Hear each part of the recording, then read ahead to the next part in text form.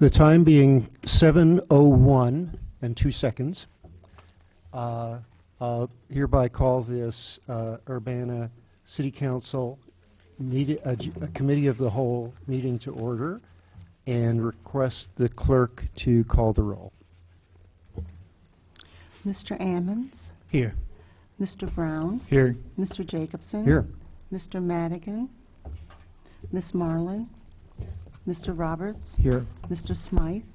Mayor Pressing? Here. The roll having been called, I would ask if there are any additions to the agenda or any additional staff reports at this time. Seeing none, we'll move to the next item on the agenda, which is departmental budget presentations. And the first up is the Community Development Department.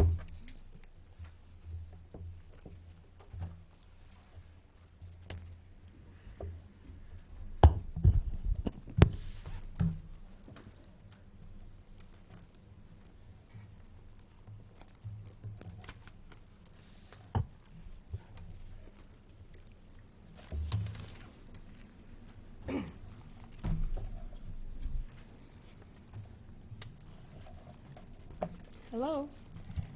Hello. Good evening. I'm so happy to be here with you again tonight for this annual budget presentation and a little snapshot of what community development has been doing this past year and looking forward to doing in the coming year.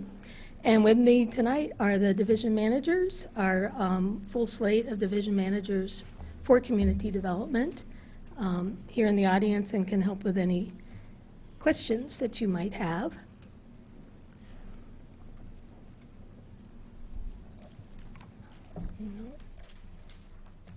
There we go.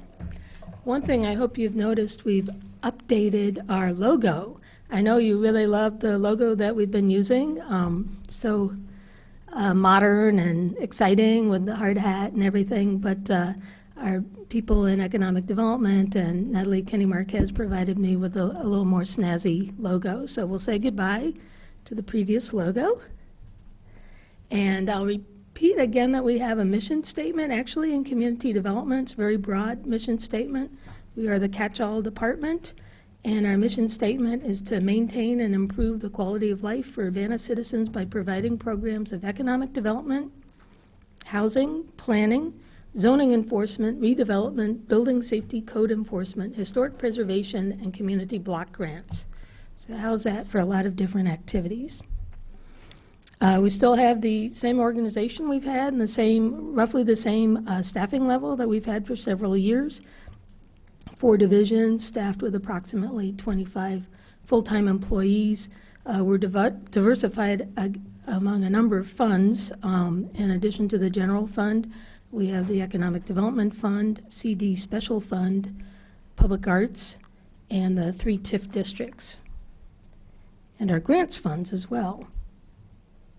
Here's our organizational chart, just so you can see some of the folks here, and we've had some vacancies still that we're seeking to fulfill.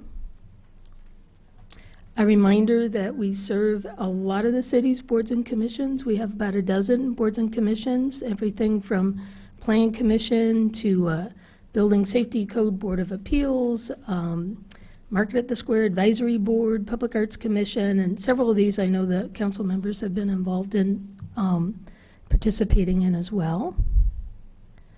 A budget overview for this year.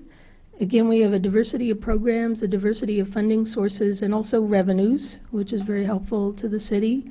Our operations are funded, again, by general fund TIFs, the HUD grants, which include CDBG, home, supportive housing, and we're also tapping into other grant sources.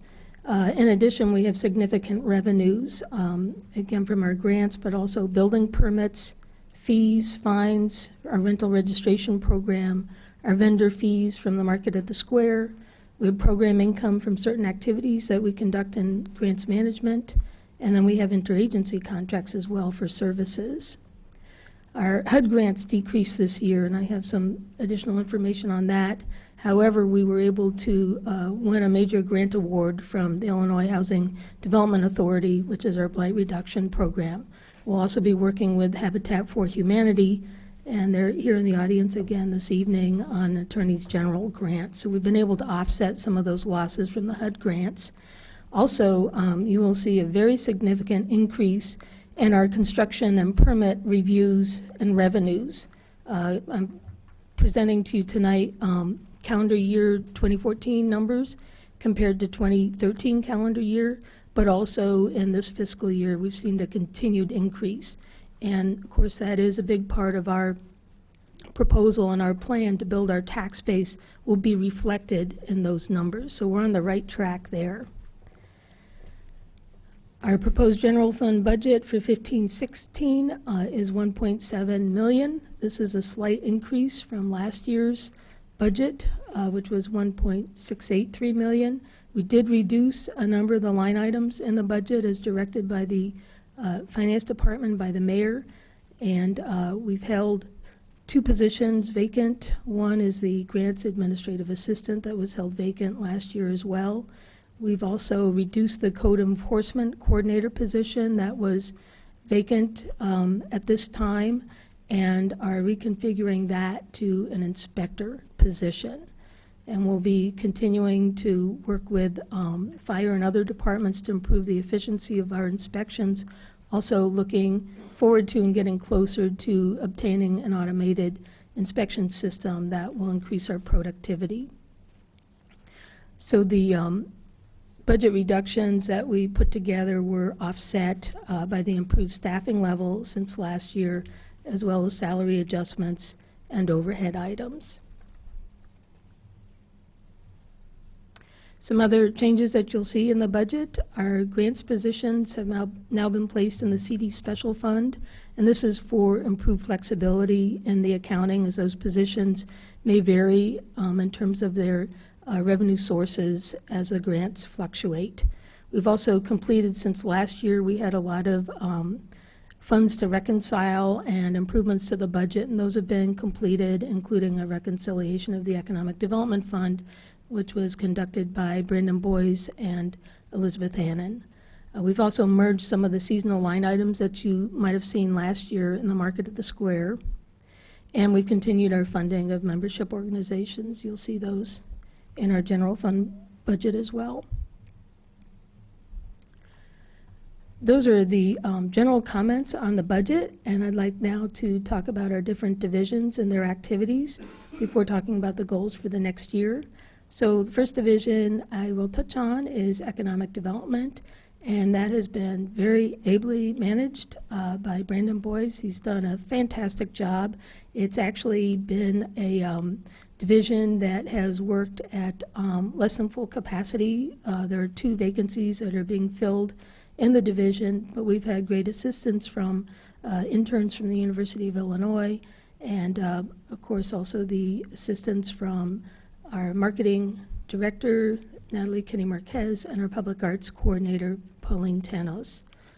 We've continued working with all the different business organizations to welcome businesses to Urbana, to provide assistance where we can, and to do some of the celebratory activities such as ribbon cuttings.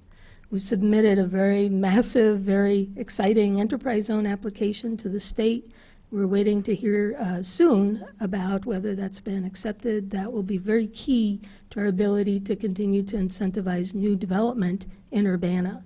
We've also brought forward a number of redevelopment projects in the downtown, and the council has seen, many different development agreements this last year, maybe more than ever in terms of numbers of agreements, and we're beginning to see these projects take shape, including right in the downtown. 204 West Main is on schedule. 129 North Race also starting work. 208 West Griggs is one that we're just beginning to see new tenants on that. The Stevens Building, also on Main Street. Build out of Gateway Shops. And another development proposal that we're working on and will be bringing to council soon, called the Broadway Market.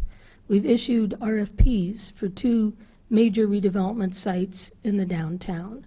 One we used to call Block North, and that's the block directly north of us. We're now calling it 200 South Vine Street.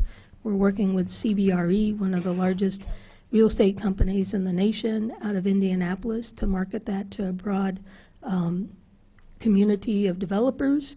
And we've issued a second RFP for North Crane Alley, and that's in conjunction with the owner of the Bunnies properties. We've continued to coordinate with MTD on finding a location for an enhanced transfer facility in the downtown. And as you can observe in the downtown, we're seeing very low vacancies and very high activity. And in the paper just this last weekend, great news about almost full occupancy at the County Plaza building, which for many years was only partly occupied. So those are excellent jobs that are coming downtown and patronizing the new shops and restaurants. Other things we've done in other parts of the city, we've worked on a redevelopment agreement with Frasca, and that will involve improvements to Airport Road, so we're kind of in the north area. Continued build out of the Creative Thermal Solutions property. Welcomed the expanded corporate headquarters of Illinois American Water Company just a few weeks ago. Very exciting is that we have a redevelopment agreement for the Hanford Inn. So we've kind of moved this off of the problem property list and onto the development list, and the demolition activities are starting there now.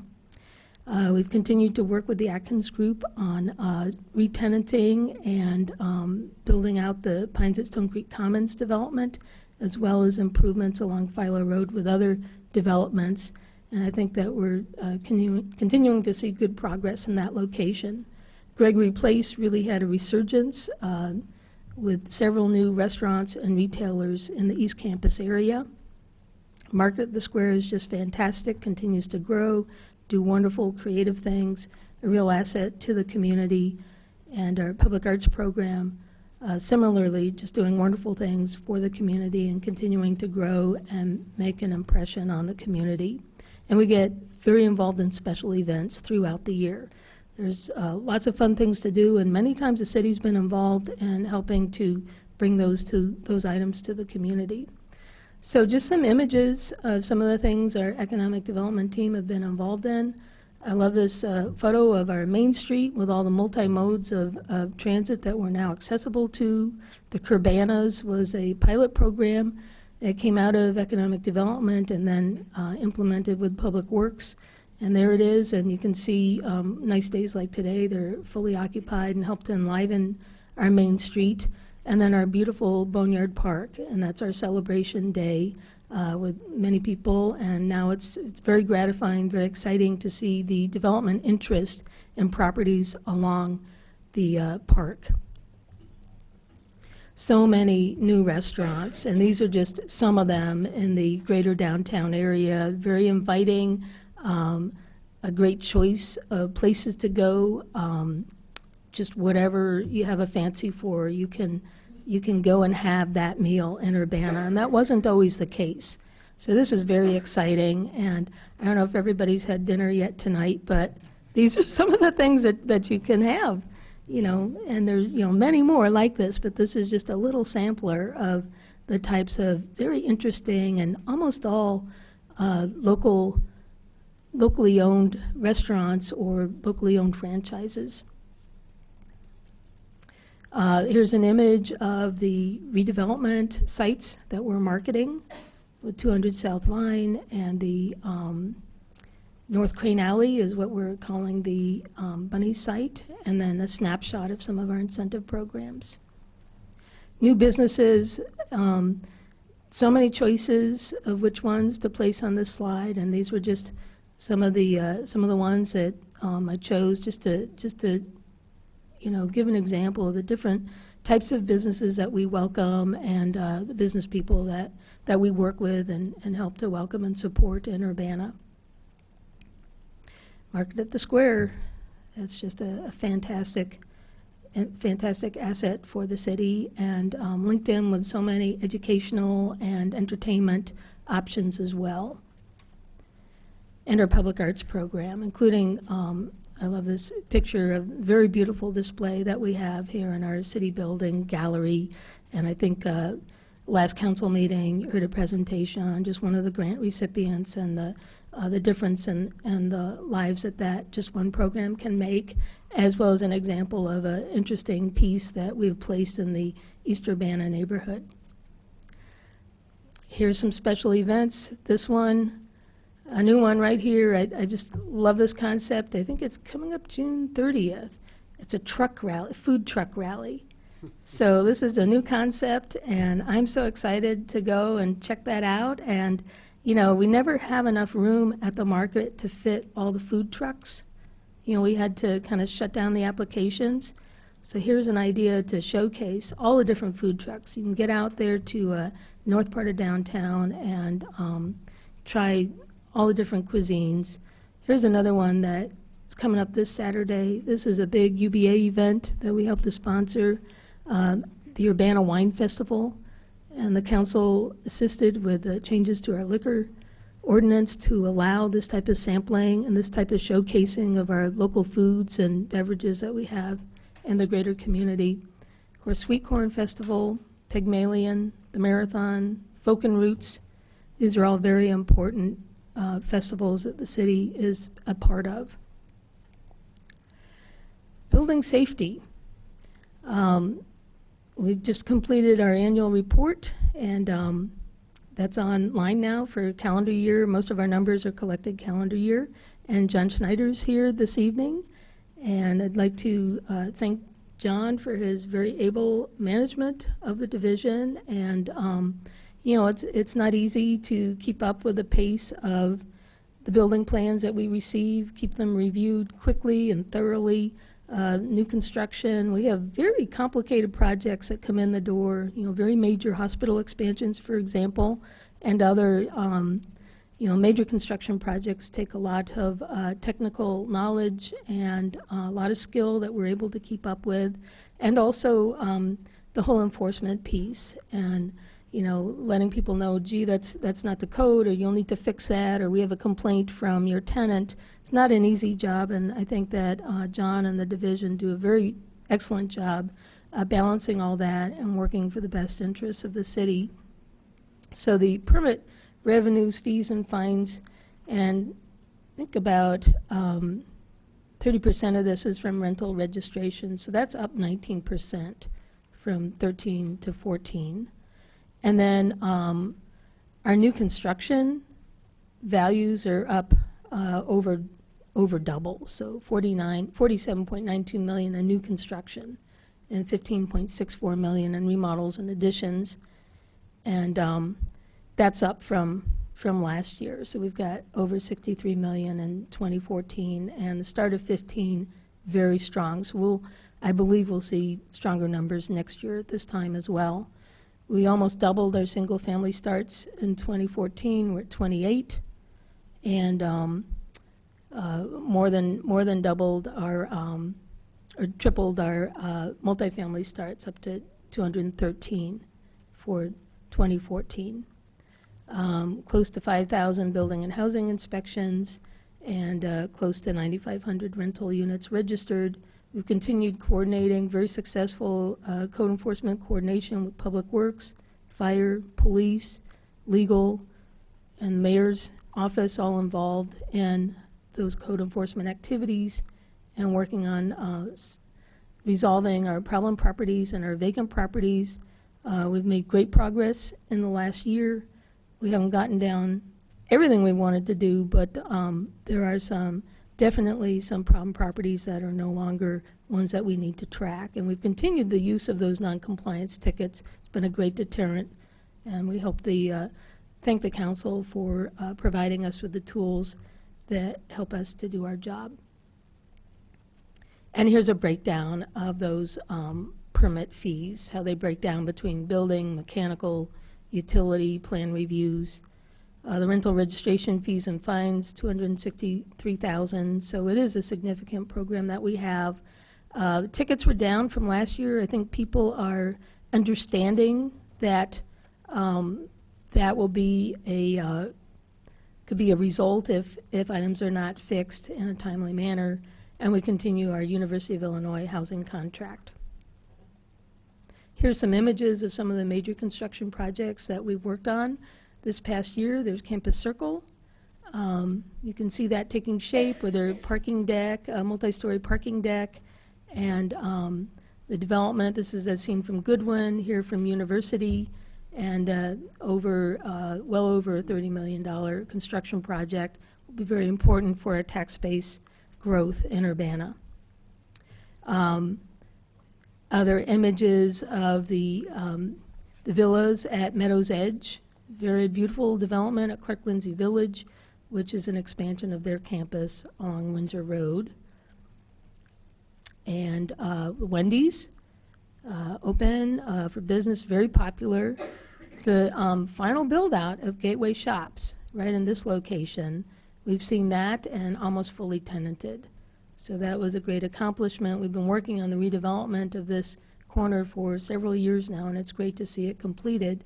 And if you look at our building permits, you'll see that almost every week that they're listed in the News Gazette that we have projects ongoing at Carle Hospital. So they continue to build out and expand and improve their facility, and we receive building permits for that.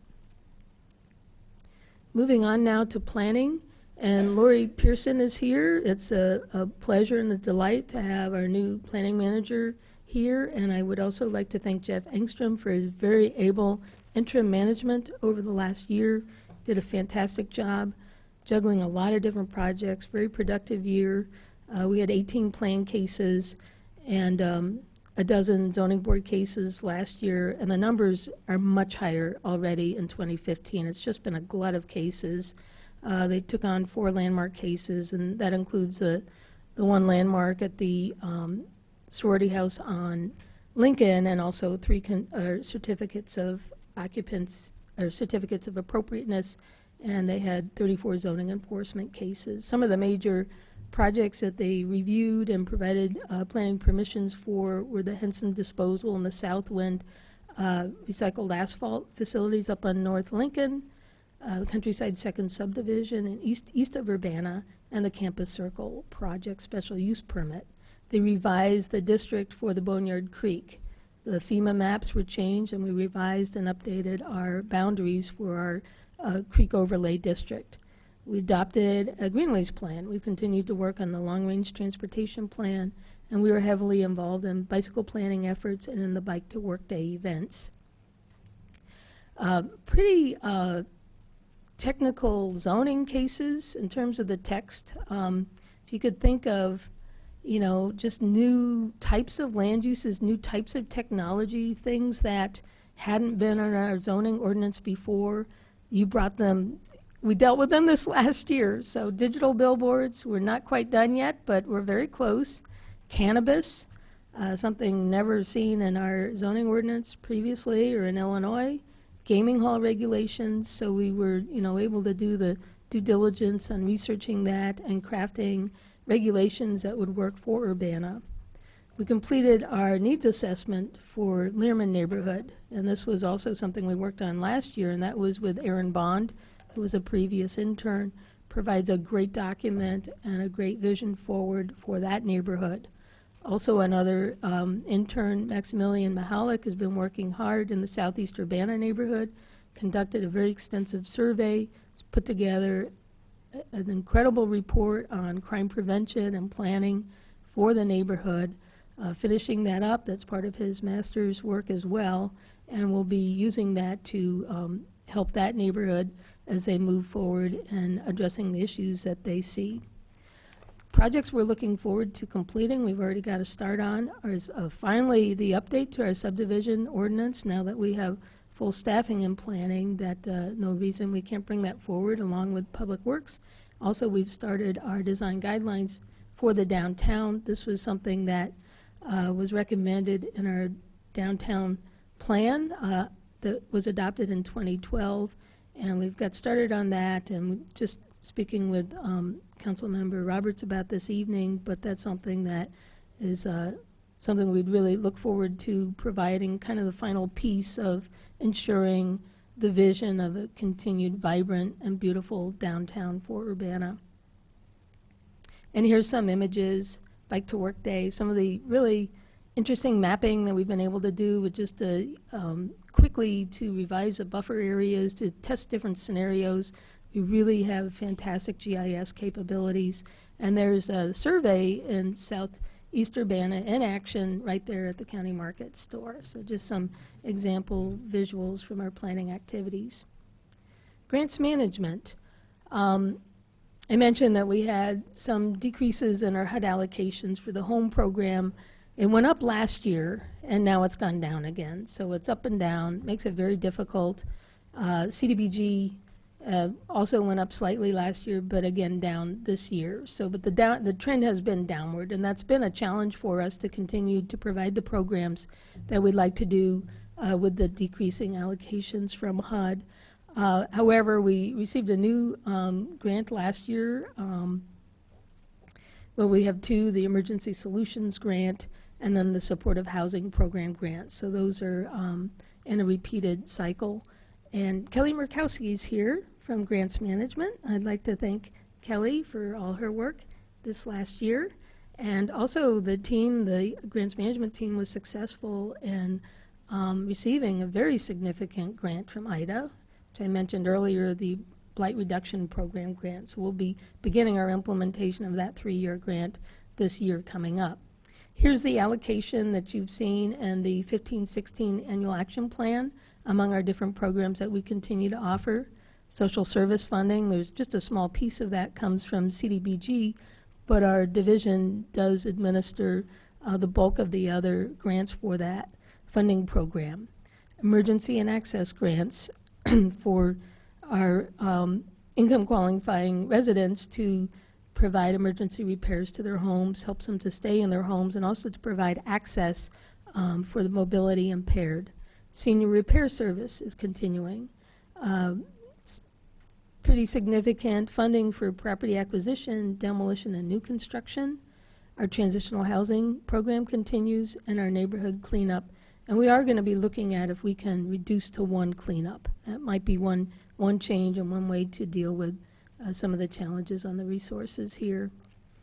Other accomplishments, we completed our 5-year consolidated plan this last year. We updated our whole house rehab standards. We received at last our environmental clearance for Urbana Townhomes, and I would like to thank the Building Safety Division as well for the completed demolition of that terrible blight that we had in that neighborhood is now completely gone, ready for redevelopment. We worked with the Housing Authority on the developer procurement, and now beginning to work more closely with Herman and Kittle as they develop their plans, and with the Housing Authority as we work together as in joint development for that. Also, very excited to report that we have progress on what we call the Kerr Avenue project. We've talked about that for some years and seeking funding for it. It now looks like we have a very great opportunity for funding and a redesign of the project to include veterans housing, and as well as some family housing. But this provides, we hope, the final qualification points that we believe can bring it to the finish line in terms of getting the state funding that will be necessary.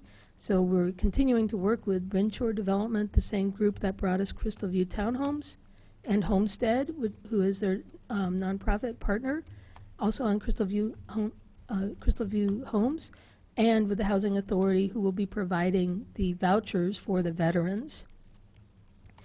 We've been working with Public Works on upcoming CDBG infrastructure projects, and the next project we will be helping to fund with CDBG would be street lighting along Kent Street. And this is something we heard very loud and clear in neighborhood meetings for our CDBG funding and other venues, of real concern about safety in that area.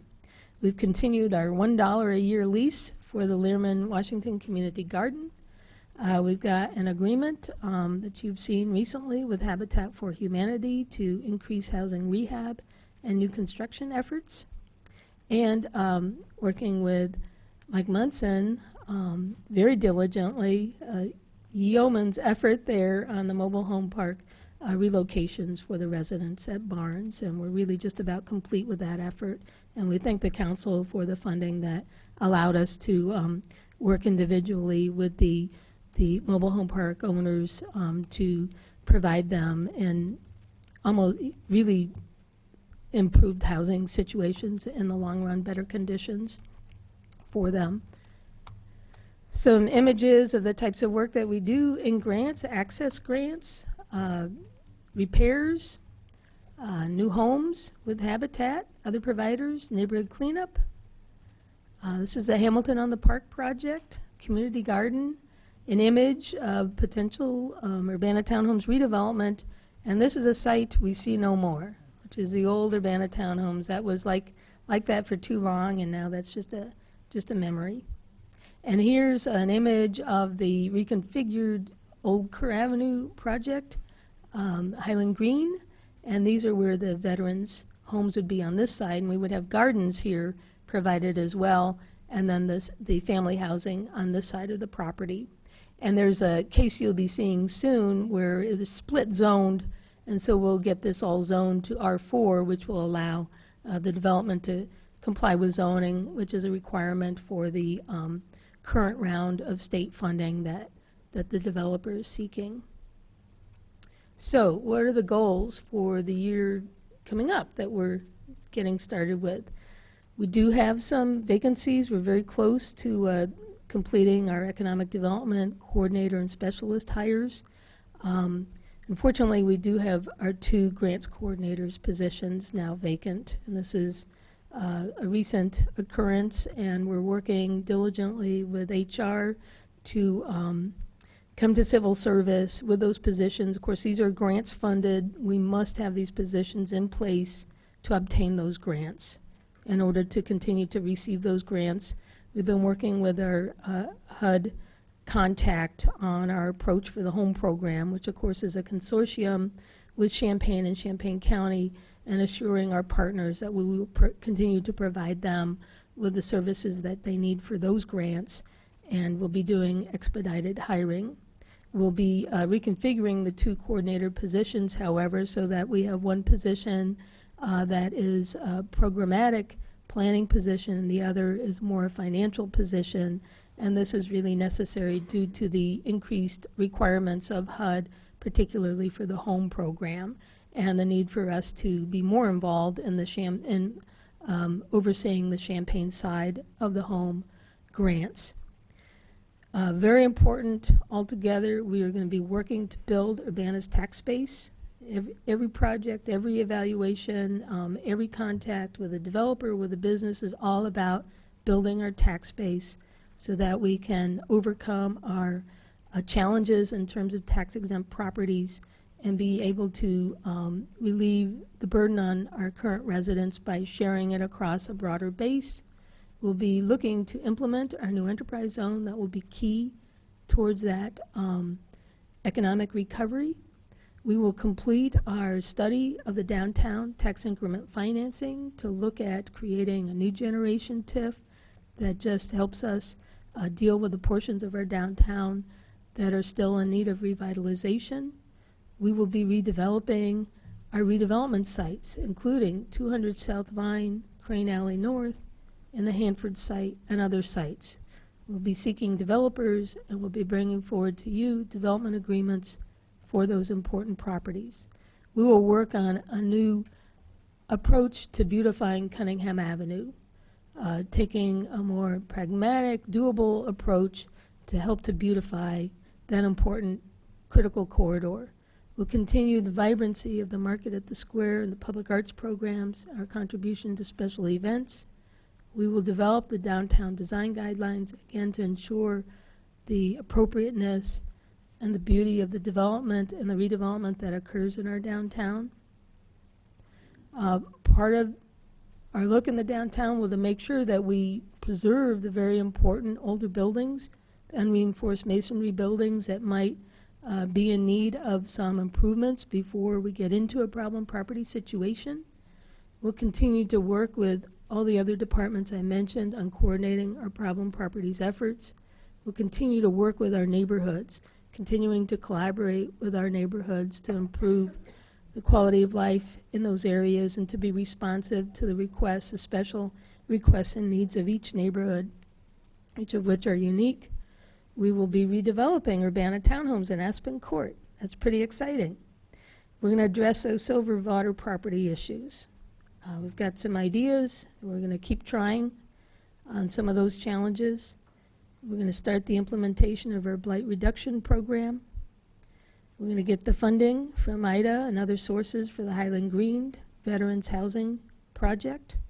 And we're going to update that subdivision code and manual practice with Public Works. In some ways, that's my favorite one because that was a project when I came to community development 15 years ago. Our subdivision ordinance was in need of update.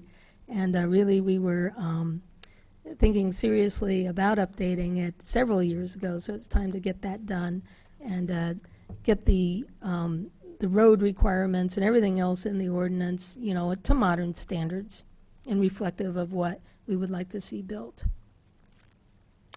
And at this point, I've completed my presentation and happy to answer any questions. Questions? It looks as though Mr. Smythe is. Yeah, would like Libby, to you ask. left one item off your list that I was looking for, and that's the council request for the home business level 2. Yeah, that's actually on our work plan. I talked to Okay. Lori about that this Okay. morning, so Okay. it's Yeah. coming. It'll be And- here before you know it. Oh, okay, and I'm perfectly willing to sit down and talk about, you know, my vision of it again. Yeah. Well, I still remember it, I hope. That'd be very helpful. More specifically, I had the hardest time finding all the salaries, and maybe this will be something that'll get fixed with a new finance system, because a lot of people are split across TIF budgets and things like that. I think I found all the pieces, but and I assume everybody's got a salary line assigned to them.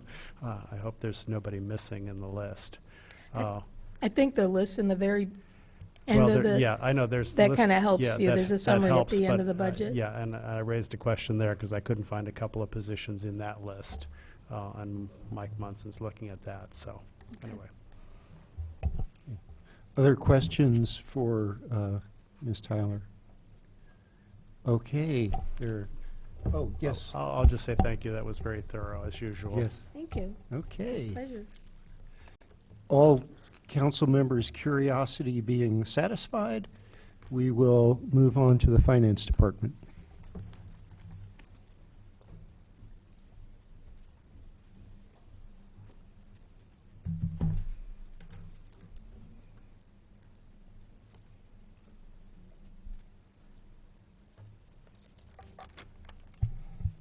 Well, this won't be quite as exciting and glamorous as community development, but important, I think. So there's a couple things that are really important in finance. We need to plan and manage the city's finances well to ensure that we can fund important programs and services now and in the future. So I view what we do as kind of foundational. If we don't do this well, we won't have as many opportunities to address all of those more glamorous things in police and fire and community development that you all would like to do. Also, we need to be accountable to the city council, citizens, customers, and others. And this is something that we really need to work on because in terms of information, there's been some lack of information flowing from finance for a while. In terms of our organization, we're a small department. I have 3 people currently reporting to me, an administrative services manager who supervises all of our customer service and licensing functions, as well as parking enforcement, which moved from the police department a couple of years ago. A deputy comptroller who supervises 2 account clerks, and they basically do all of our day-to-day payables, receivables, payroll, all of that routine finance stuff. And then a financial analyst, which is a position that we added mid-year this year, and that is more focused on project, working on audit, budget, those kinds of things. So currently, we have 13 FTEs in finance. Next year, with our budget reductions, that will go down to 12 and a half.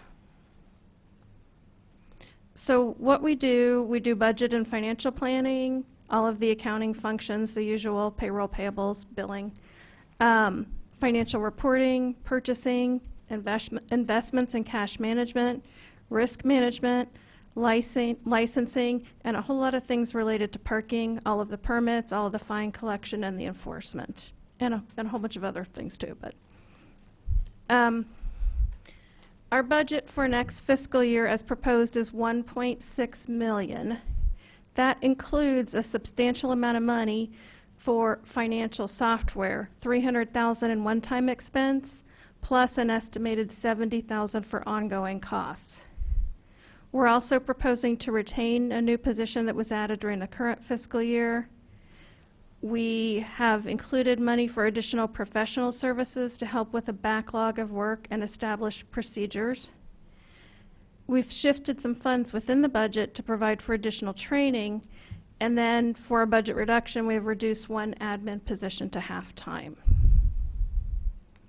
So this is the big picture of our budget. You can see that it's increased over time, and I did actually exclude information technology from this graph. So for 2 of these years in FY13 and 14, they were part of finance. Now they're in exec department. I thought it was a little more clear to exclude that. You can see that between FY13 and 14, our budget increased significantly. When parking enforcement moved from police to finance, it increased by about $176,000. Then it was fairly level between 14 and 15, and then the proposed budget takes a big jump, and you can see that that is virtually all in that pinkish purple piece there, and that is the financial software.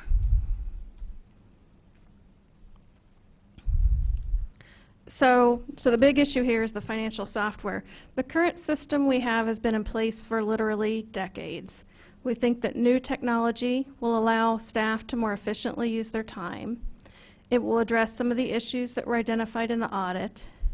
The budget we've proposed, although it sounds like a lot of money, is really sort of for a mid-range kind of system. We had a conversation about this, and I said, well, it's a lot like my car. It's a Subaru. It doesn't have a lot of bells and whistles. It's just really practical, and it gets the job done. We would be considering both software as a service models, so a financial system that lives in the cloud, or an on-premise installation where we would have the server here at the building and install the software here. So there are a number of issues with our current software, and IT has made some valiant efforts to make the information that lives in our system more useful to us, but we still have many manual processes that should be automated. Oftentimes I find that when I look at a process that doesn't quite make sense to me, my opportunities to change that process are limited because the system we have was kind of built around our processes. So it's kind of hard to tell sometimes, is it the process or the system, which one's driving the other, but the opportunities to make process improvement are very limited.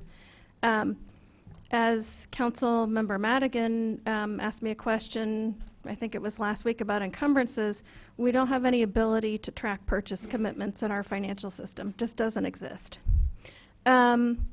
We don't have an integrated system for miscellaneous receivables, which means we maintain a separate access database for billings, and then when those payments are received, they're manually entered as journal entries on the general ledger. Now, I want to be clear, that's not for everything. We have systems for the big things we do, like recycling fees, rental registration, but there are many, many smaller things that we bill basically on a daily basis that are not really tracked in our financial system from beginning to end. We lack some of the integration I would expect between a human resources and payroll system. So information doesn't flow back and forth easily. A lot of things are done on paper or on another system in human resources, and then that paper is submitted to payroll for entry into the payroll system. Our ability to extract and use the data is somewhat limited. We don't have any project or grant accounting features, which would be very helpful, especially with a lot of the things that we do in community development. We don't have any budget development capability that's part of our financial system. So literally this year, because I wasn't satisfied with the existing Excel spreadsheets, I had to build a very complicated Access database from the ground up to be able to produce this budget for you. We've got very limited ability to drill down, and so when you see something on the screen and you want more detail, sometimes you can, but most often you can't click and then go to the next level of detail. We have very limited online workflows and approvals, and this isn't really necessarily part of the financial system, but making a change is an opportunity to address the fact that our chart of accounts really should be entirely restructured, and all of our current data will need to be translated into a new chart of accounts. The usefulness of our data is limited by the fact that we have a very inconsistent chart of accounts. The same detail object codes are used in different budgets for different purposes. It makes it very hard to really get a good picture of what you're dealing with.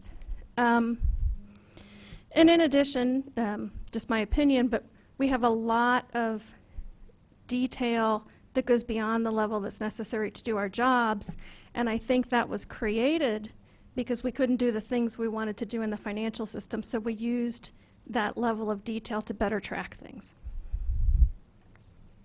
So there are numerous issues with the system. So we'll move on and talk a little bit about staffing. We added a financial analyst position mid-year this year by reallocating funds in the existing budget. We do include funds in the budget to retain that position. We have reduced an administrative assistant position to half-time to meet our savings goal. That was a difficult thing to do, but it was my opinion, looking at the things that we really need to do and do well, that that was the position that contributed least to the things that are really important to us. We currently have a vacancy in our deputy comptroller position, and because of that, I would expect to see some changes both in that position and probably in the financial analyst position in terms of how we use those. We have retained a contract accountant for the time being, and she will help address the backlog, help with implementing new procedures, and with implementing the new financial system, but obviously that has a cost, and that is included in our budget. In terms of some of the money that I've reallocated for training, currently we have about $6,300 in our original budget this year for training. By moving funds around, I'm recommending $11,500 next year. I've really seen this as an issue. We have technical positions that require ongoing training, and we're just not doing a lot of training. We need to look outside the organization to understand trends and new ways of doing things. This will address some of the audit findings, and especially now, as we look at moving to a new financial system, we need to think carefully about changes we want to make in processes and procedures as we make that transition. So in summary, to manage our finances well, we really need three things. We need a financial system that really does the job for us. We need professional staff, and we need them to be well trained. With the right resources, we can manage our finances well and make many things possible for the city in the future. Ms. Marlin. Thank you. I'm sold on the new financial system. I just wondered about the timeline for implementing this once the budget is approved, and you've talked often about the need for multi-year financial planning and forecasting. Mm-hmm. Is that going to be able to get started this year, or will that be pushed off down the road a little bit? Okay. I will do some work on multi-year financial planning this year, probably late fall to winter timeframe before we jump into the next budget. That won't be something that we'll do on a new financial system. My experience is that implementing a new financial system is a fairly long-term project. When we did this over in Champaign in the 90s, I want to say from the time we selected a vendor until we started the implementation was definitely more than 6 months, and then the implementation itself probably took 6 to 12 months. So you don't jump in and do everything at once. You don't just wake up on July 1 and you're on a new financial system. You implement components like the general ledger and accounts payable, and then at some point months down the road, payroll. So I would say, since we haven't started a selection process, since we weren't certain about the budget, I would be happy if we were beginning to implement maybe next summer and then complete the implementation within about 6 months. Okay, thank you. Okay. Mr. Smythe? Yeah, Elizabeth, I really appreciate how hard it's been to get to the point that you've gotten to, and I really appreciate the energy that you've thrown into this. I read every page of the budget, not in perfect detail, but it was much easier to follow than past budgets. I was able to put more of it together. In fact, it raised a lot of questions, but I was able to find most of the answers for myself, and I appreciate that. I like the vision that you've put out here on getting us to the next step, and I'm going to trust your judgments there and on getting it done. I guess my only, I like the big picture view of being able to work across the entire city's systems, and that it's really important that the public works piece of software that we get works with what you've got, along with human resources and payroll that you've already mentioned. So, but I think, like you said, it's really important that we follow the money and know exactly where it's going. So I just really appreciate all that you've done to date. Yeah, and I do want to be clear, since you mentioned it, we're calling this a financial system, but there is a human resources component, and we have been working closely with human resources to discuss this project, because we all know that we need to have our HR fully integrated with the payroll system so they can pass information back and forth. Mr. Brown? Yeah, still on the software system. Is this like a family of systems that will also integrate, like with property inspection system or something like that, or? So what we've talked about with Sanford is that we would look for integration. We would probably put out one request for proposals for the financial piece, for the community development piece, and for the work order system in Public Works. But we also need to be careful about compromising too much on any one of those things to get that integration. So you have to balance that desire to be integrated with getting the right tool for the job. And so that's something we'll have to weigh when we get the proposals back. I do see integration, especially with the work order system in Public Works, as being pretty important, because if you're going to put cost to activities, it needs to talk to the payroll system. So you said when you get the proposals back, we haven't really picked a vendor yet. We just kind of. Oh, no, absolutely not. We've done some looking, just exploring to see what's out there, but no. We're talking about issuing a proposal, perhaps sometime in July, maybe a little bit later, and then going through the whole selection process and evaluation. So this $300,000, would that include migration support, like technical? I guess it's an estimate since we don't have a vendor yet. But, yeah, it's an estimate, but I think it's a good estimate for a mid-range system that's based on two different sort of moderately priced systems that we've looked at. So I'm fairly confident we can get what we want for that price. But yeah, the $300,000 up front, a lot of that would be implementation cost.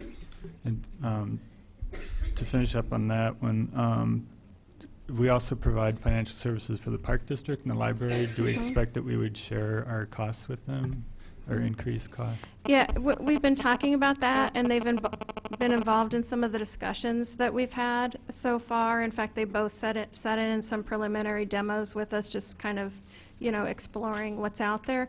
But in the end, I think they'll have to make the decision about, is what the city needs the same thing that they need, and it may not be, but I think we'll make every effort to work with them. Okay. And just one other one on the, is there a way to calculate a payback period for that? I mean, are there direct savings that you can calculate as far as it's going to save us money here, or it's going to increase efficiency by this much? It's kind of foggy, I guess, to try to do that.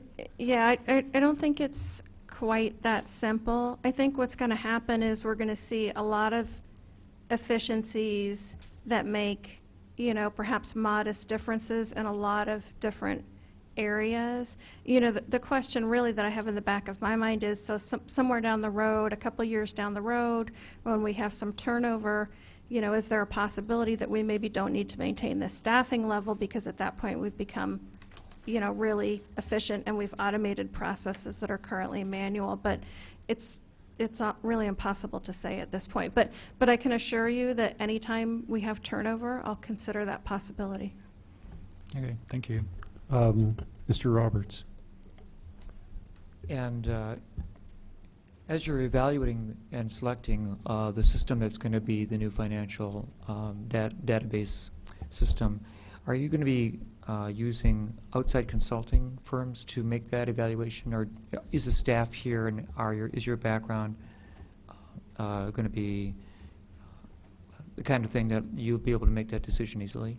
Yeah, we're not planning to use an outside consultant. I guess if we came up with something particularly thorny or complicated, we could consider that for a specific issue, but we're not planning to have a consultant, walk us through the process. Sanford has some experience with that kind of thing in his background. I've got experience with implementing new financial systems in my background, so I think we're pretty comfortable that we can do this without help.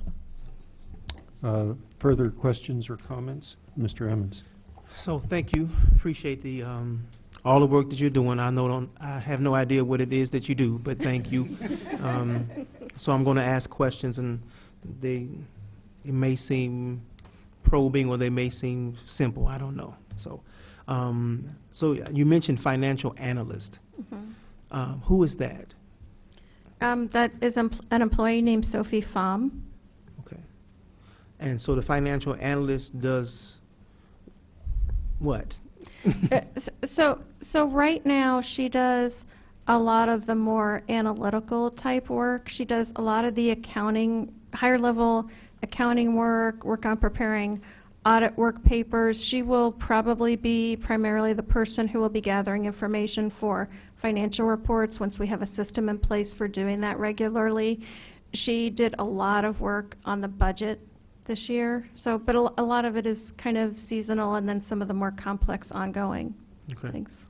And that's the one that you said was a part-time position, or is that a full-time position now? No, that's a full-time position. But it was recently added? During the last fiscal year, we were able to find savings within our budget to fund that position, yes.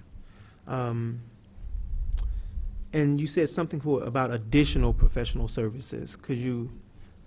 Oh, so right now, since we have a vacancy in the deputy comptroller position, we have actually engaged a person who is the former city accountant in Champaign to come in and help us as a contract employee on an hourly basis. So.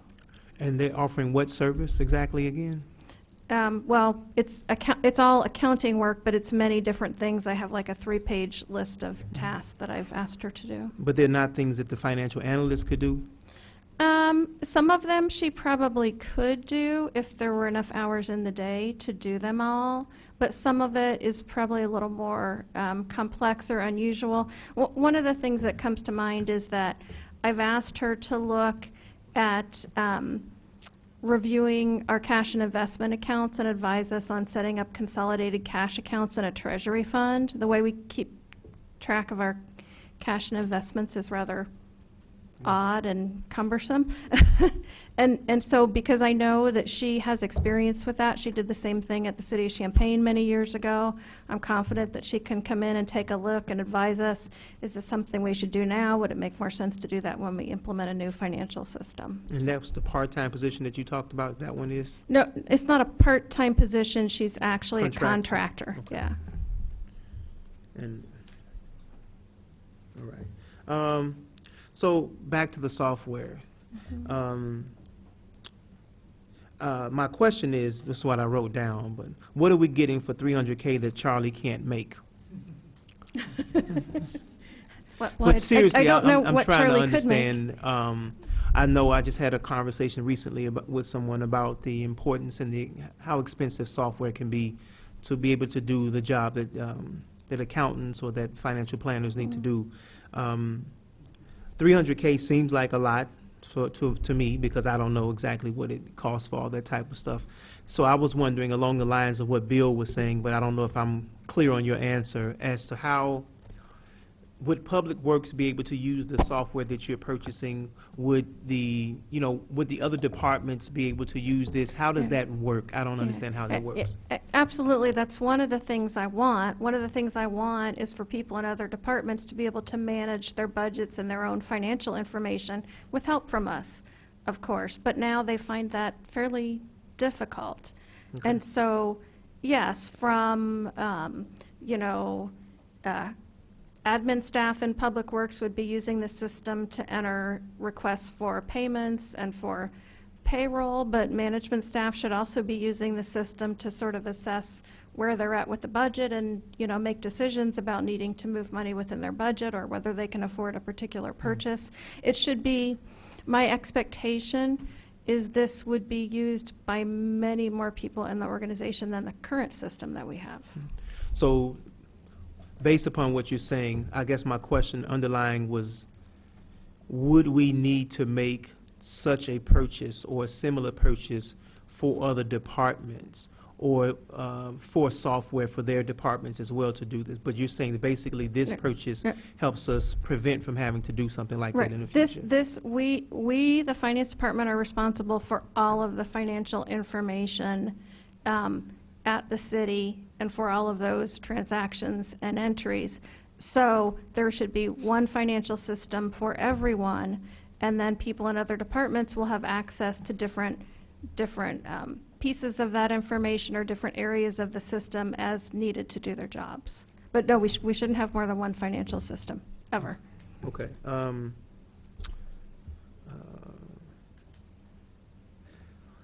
So my last one around the software, you said that you're confident that the 300,000 would get us what we're looking for. Are there numbers that we could look at that you use to come up with the figure of 300K or something like that, that sort of itemized list that made you comfortable that that amount would cover what we need to get? And basically, what would happen to extra if it was only 250,000? Well, if it's only 250,000, all the money goes back in the general fund, and you all get to decide how to spend that in the budget process. But yes, I could share that information with you about how I came up with those estimates. I will say that's a fairly modest price tag for a system like this. Okay. It would not be at all difficult for me to find a vendor who would do this for us for $1 million. So that's why I say we're sort of talking about a middle of the road system, Okay. not something with all the bells and whistles. All right, thank you. Are there further, Mr. Madigan? Okay, so Elizabeth, I appreciate all the information about this system, and I have a couple of additional questions about the same thing. So the 70,000+ maintenance budget, what would that include? Well, so 70,000 is probably on the high end. So if we purchase a system and install it on servers here at the city building, I would expect, depending on the vendor we choose, our maintenance cost could be lower, like, perhaps 40,000 annually. So 70,000 would be high end. That would be if we went with a solution that was in the cloud, so hosted on a server somewhere else. We just have to get there by accessing the internet. In that case, we'll have higher ongoing costs but lower implementation costs because we don't own the server. We don't own the software. We don't have to purchase servers, and we don't have to maintain servers. Okay, so that ongoing maintenance cost, would you envision that including live support? Oh, absolutely. Software fixes? Right. Would you negotiate a contractual amount that cannot be exceeded? Would there be an hourly? I mean, how does that work? We would probably negotiate an annual amount, and I would try to lock them in I would like to lock them in for 5 years if I can do that, maybe agreeing to some inflationary increases in there. But yes, that would include all the support. It would include software upgrades. So typically, one of the things we would be looking for is you want to know when you buy a software product like this that company is routinely doing upgrades and improvements to the system, and so that should be part of that price, as well as any changes that are required by state or federal law for reporting, payroll taxes, for example. Those should all be included in that price. Okay, yeah, I mean, as a small business person, I actually subscribe to a similar service for bookkeeping and payroll. And I find it to be, it's a predictable cost. I think the cloud-based services, there are great advantages to that. It's a predictable ongoing cost. You don't have to worry about replacing a $300,000 server that goes bad or having redundancies and that kind of thing. I mean, Charlie knows way more about this stuff than I ever will, but what I know as a bottom line, what I pay every month for that service is a fair price for what I get. And I do get ongoing upgrades, and I do get unlimited live support, and that's all negotiated in the price. So I'm glad you're looking at those kind of things. Yeah, I think the only thing potentially we would pay extra for is customization, and I would want to avoid customized code at all costs. My experience has been when you start to customize code and then they do an upgrade, then something doesn't work with something else, and all of a sudden you got problems. In this So- instance, vanilla is good. Yes, yes. It may not be 100% possible to do plain vanilla because in payroll particularly, we're sort of accustomed to having our very own programmer who will do anything we want. And so we agreed to things in labor negotiations that may be a little sort of out of the norm or may not work with a standardized system, but as much as possible, we'll avoid any customization. Right. Okay, and something else that I've brought up in the past, and this probably preceded your employment here, was again, as someone who interacts with the city on multiple levels, owning a small business in town, I'm interested in, and the state is actually doing some really interesting work in this regard, more online interaction with businesses. And my suggestion, a year and a half ago was for us to maybe work toward an online portal for business. So if we are, if community development, if they're working with a business to locate, maybe there's a way to on the web page to have an interaction with a business, and they check all that they think is involved, and then maybe they're in the system and there's more electronic communication and less. Not that there's anything wrong with human communication, but I'm just saying on the business end, it's very beneficial to be able to check the boxes and send the EFT to pay the fee, fill out the forms online. All of these things are of benefit to a business, and frankly, I'm willing to pay more for those because it's less staff time, it's less of my time, it's less of a burden, okay? So hopefully we can work those kind of things into the system to where there's a more efficient interaction with the business in collecting city fees and those type of things. Yeah, now the things we'll be looking at in the financial system will be, things like food and beverage tax, hotel, motel tax. There are some things, for example, in the licensing area that we're not looking to address through the financial system. So I just want to make sure you understand that. And that would be why. That's not normally part of a financial system. It might be something we could do at a later date. Some of these vendors offer that. Some of them perhaps do not. I think eventually we'll need to look at that, but probably just not now. So collection of a license fee? Well, the license fee, the revenue is going to run through the financial system, but the actual licensing process is probably still going to take place on the AS400. Okay, Ms. Marlin and then Mr. Smythe. The payment of rental registration fees on an annual basis would be one online option that I hope can occur with this new financial system. Is that a logical thing to expect? Yeah, I think it's logical to think that eventually almost anything could be paid online. Because I encountered someone who was becoming a new landlord, and he was all set to do his rental registration and pay the fee online, and he was stunned to find out it had to be done on paper by writing a check. And the younger you get, the more shocked you are when that happens.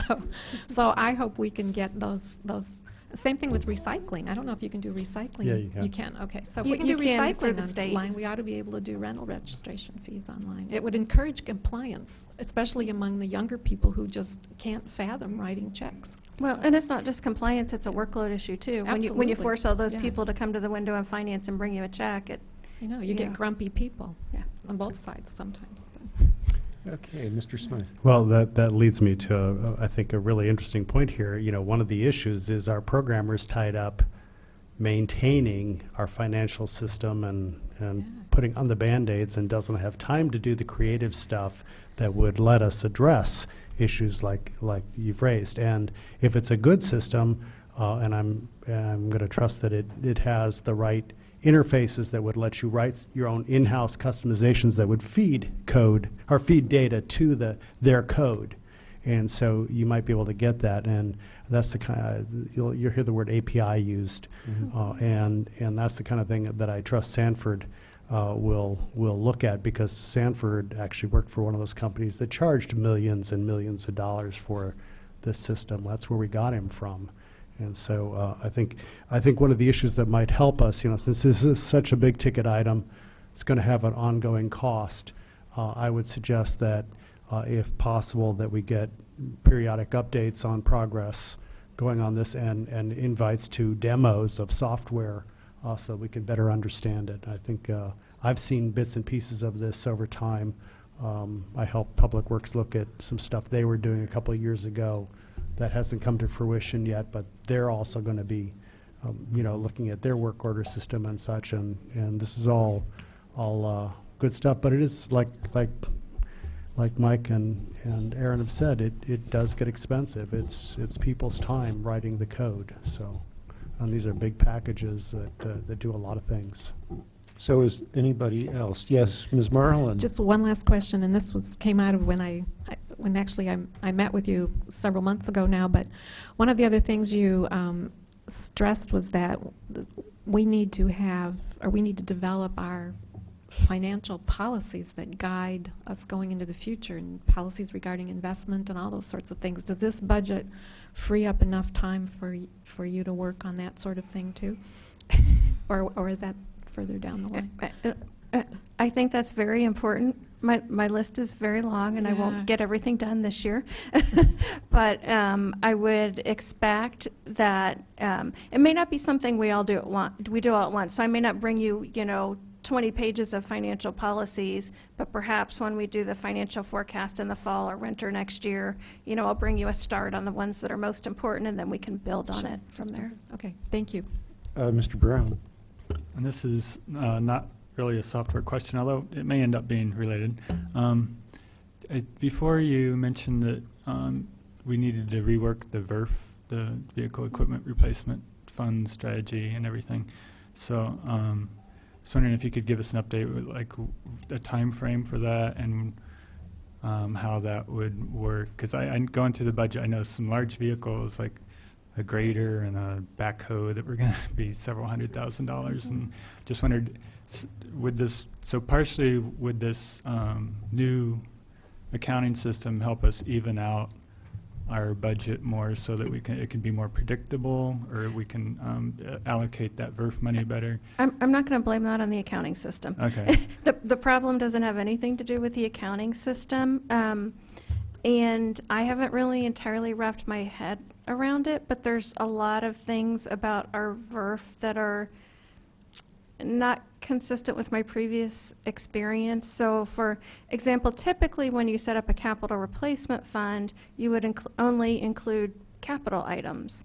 But it seems like over time we've pushed operating expenses into that fund, which would be a drain on the resources. And I'm not clear what the cost allocation method was. So typically you would look at the expected purchase price of an item and the useful life, and you would come up with an annual fee to fund that future replacement. I'm not clear that the costs are allocated. They may have been at one time, allocated by some logic like that, but it looks like they've just sort of been continued year after year, and perhaps new items have been added but not properly funded. So that's one of those projects that I'm going to ask that financial analysts to work on. It's a big, complicated project with a lot of detail, but I think definitely before we get into the next budget, we need to have some answers. We need to know whether the charges are appropriate to the various budgets, whether they reflect the equipment and the useful lives. We need to start to move some of those things that are not capital expenses out of that budget and back into operating budgets. We need to know ultimately, what is the amount that we need to fix, what is the amount that we need to put in that fund, today or at some point in time to fix the problem so that we can move forward in a way that's, sort of more normal. Thank you. Is any, Mr. Ammons? I had one last question. Okay, sure. How much is the contract with the additional professional services? It's not a set amount. It's an hourly rate, and so we have a list of assignments that I've asked her to work on, and we pay her based on the hours that it takes to do that. But it's not like a $5,000 annual or $10,000 annual. So at the point when we are caught up and things are in order, and I decide that we don't need her to do that anymore, she won't do that anymore. What's the hourly rate? $90. Anything else? Mr. Ammons, might I ask you to take the chair? Sure, you And might ask. recognize me. I would happily to take the chair, and you got to raise your hand for. No, I'm just kidding.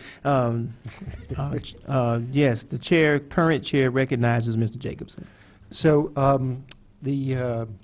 so we discussed a couple of things earlier, and I just want to be sure that, I just want to think of an update. So we talked, for one thing, about the reporting of the investments of our retirement funds. And I think a really good model is the state municipal retirement fund.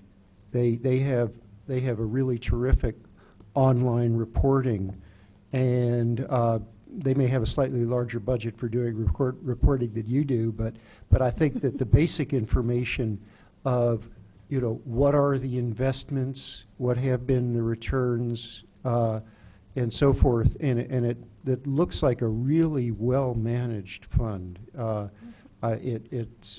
returns have been, stable. They're reasonably conservative, but they consistently outpace inflation, and over time, that is an enormously big deal, because it could, for example, if the investment fund if those funds are managed optimally, then then actuarially that'll reduce our annual contributions to them, so that'll be a terrific help to our budget.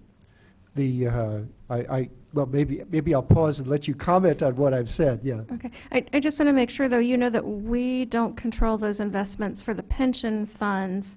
The trustees of the pension funds do, and I am one of 5 You're one of trustees 5 on each of trustees. those boards, yeah. Right. So I understand that, but if we have the, but I think that if we have good reports on the performance of those funds, then somehow we'll make our voices heard about how we think they're doing and so forth. So I'd really love to, and there's no reason at all, based on what other funds do, what other public funds do.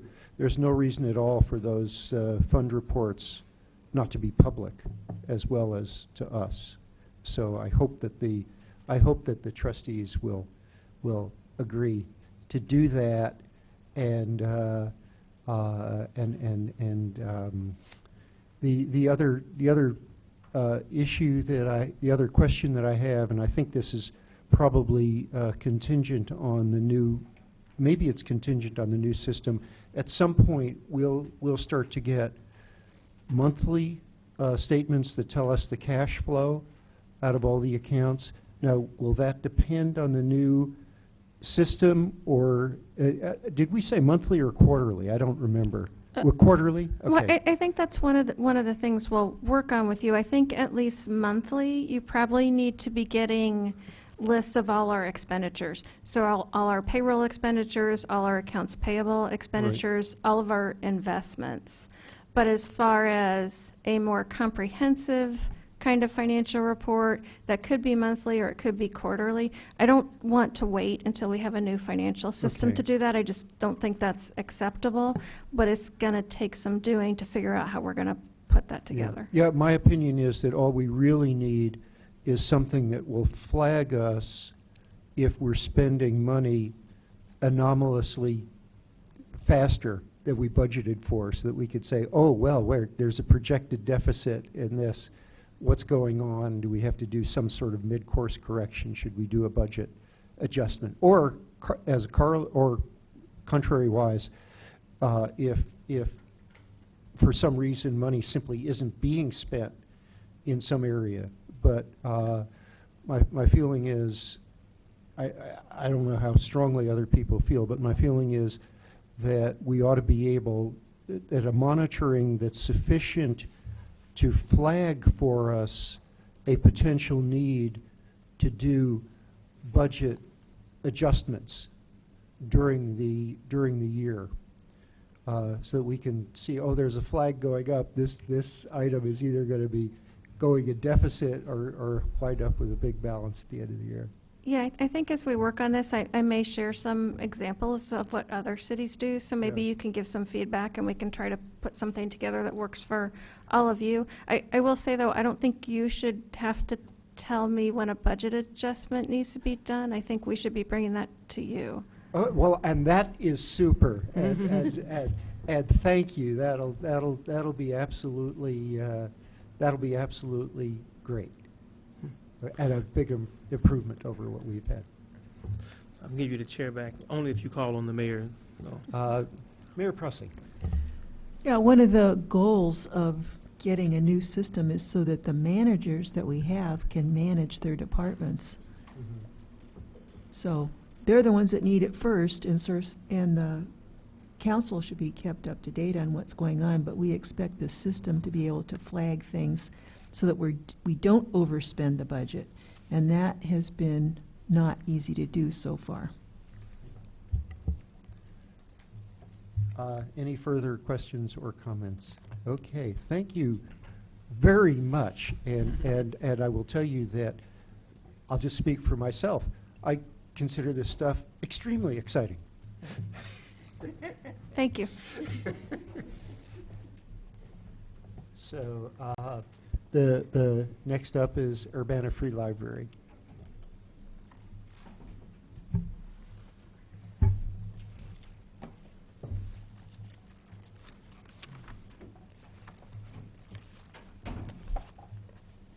Thank you very much for having me here again today. It was just about a year ago that we did this, and that was the time that I came to you and said, wow, we just lost $242,000 out of our budget. And I know you were looking at about a $500,000 budget cut across the city this year and pulling back.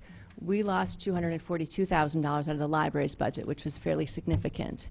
And Mr. Madigan, you had asked when I talked about FTEs and said, we're going to make this work. You said, are you going to come back next year and ask for more money? And the answer is, we're working within our means. I'm very proud of our staff. We worked very hard this past year to work within our means, and in evaluating what we need to do to serve our public well and efficiently. We had some positions open. We still have one full-time position open, and we had an IT position open for a quarter of the year as we looked for the right candidate, which we have found. We've streamlined a lot of processes. We're still looking at different efficiencies. We've pulled back which staff do which jobs and reevaluated workflow. We're working smart within our means, but I'm not asking for more money than what has already been allocated, which did go up tax within the levy that was already set. You had also asked in our future budgets to see how much the city is funding for FICA, IMRF, Medicare, and you'll see that in this year's budget. So we can look in one place and see, what does it really cost to run the Urbana Free Library? So I hope that you're happy with the information you've received this year. There was a typo in the first version of the budget you got when I was copying and pasting and hiding cells. One of the cells was hidden. So on that first page, when it was looking at other centralized staff cost, it looked like the total was 413, whereas actually that was a column that was missing, a row that was missing. So down on that first page, about halfway down, it now says total centralized staff cost is 620. The totals were all right. I just hid something in Excel differently. So let's go take a look at what we've got. This year, the budget is $3.7 million. That is including the city IMR FICA Medicare costs. Our revenue is 79% local property tax, which is fairly significant. Common for libraries, city libraries, but a good percentage of it. 10% of our revenue is the money that the city provides for the IMR FICA Medicare costs, and 11% is our other revenue. We have seen that other revenue go down. That's things like fines and fees. People are checking things in, which is good. So we're happy about that. We did start charging for notary service last year to make up some of the shortfall with losing the other funds. So we have looked for ways that we can charge for things as appropriate, but we are seeing that other pot shrink. We have an agreement through the public schools with the University of Illinois that pays for service through the schools to Orchard Downs. And that is a grant that has existed for a number of years. And this year, the grant expired this past fiscal year. So we're looking at less, $9,400 less in our budget. The schools are working with the U of I to see if the university is willing to continue their grant longer. And if that's the case, then we expect to see that $9,400 coming back our way. But right now, we've budgeted without it. We're also looking at our budget as seeing what's happening at the state level. We are not sure if any changes will be made that will impact public libraries. We get about $87,000 through the per capita grants. So before any changes would be made, like giving raises to staff, which we intend to do, we're going to hold back until that state budget has been set. So looking at the pie chart of where the money goes, as a service organization, it is normal to expect that a lot of the money is going to go to wages and other staff expenses. There's a new tiny little sliver in there that wasn't pulled out specifically last year, and that's that 1% of fund balance lines. We are starting to put some money aside for capital expenditures. The library knows that it's going to have some significant expenses coming up. We applied for a grant to replace an air handler fan and a boiler.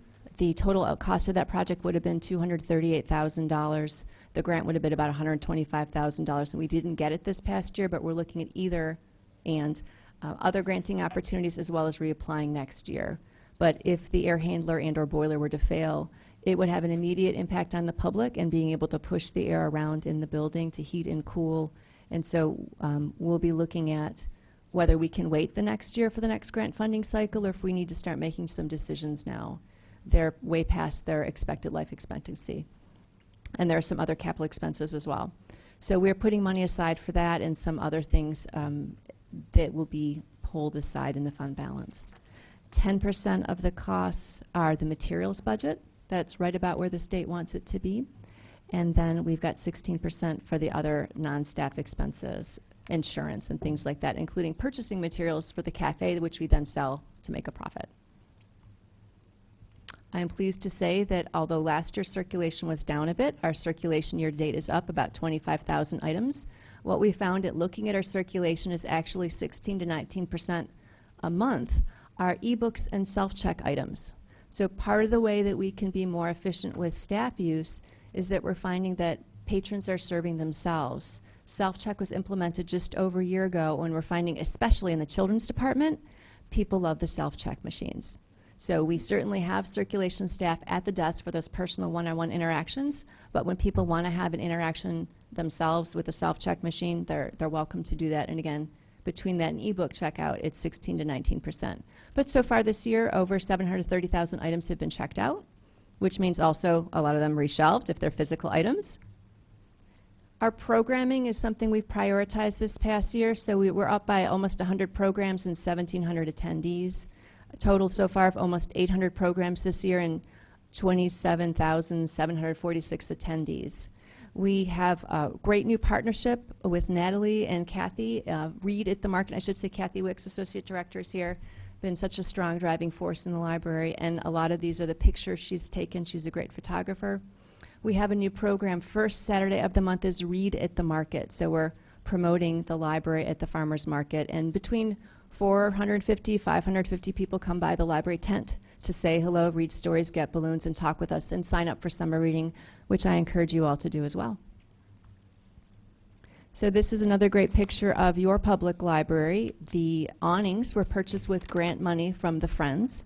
We sell $3 books at the cafe, and that was $8,000 in purchases that they did for us. So we've got that other separate sheet that you had also asked for in the past. What are the other types of funds the library receives from outside sources not in the general fund? And so book sale money is one of those resources. And we save that money up for these special kinds of projects. We are strong, and we are successful, and we are proud to be your library. Do you have any questions for me? Question, Mr. Roberts. Well, I like your attitude, for one thing.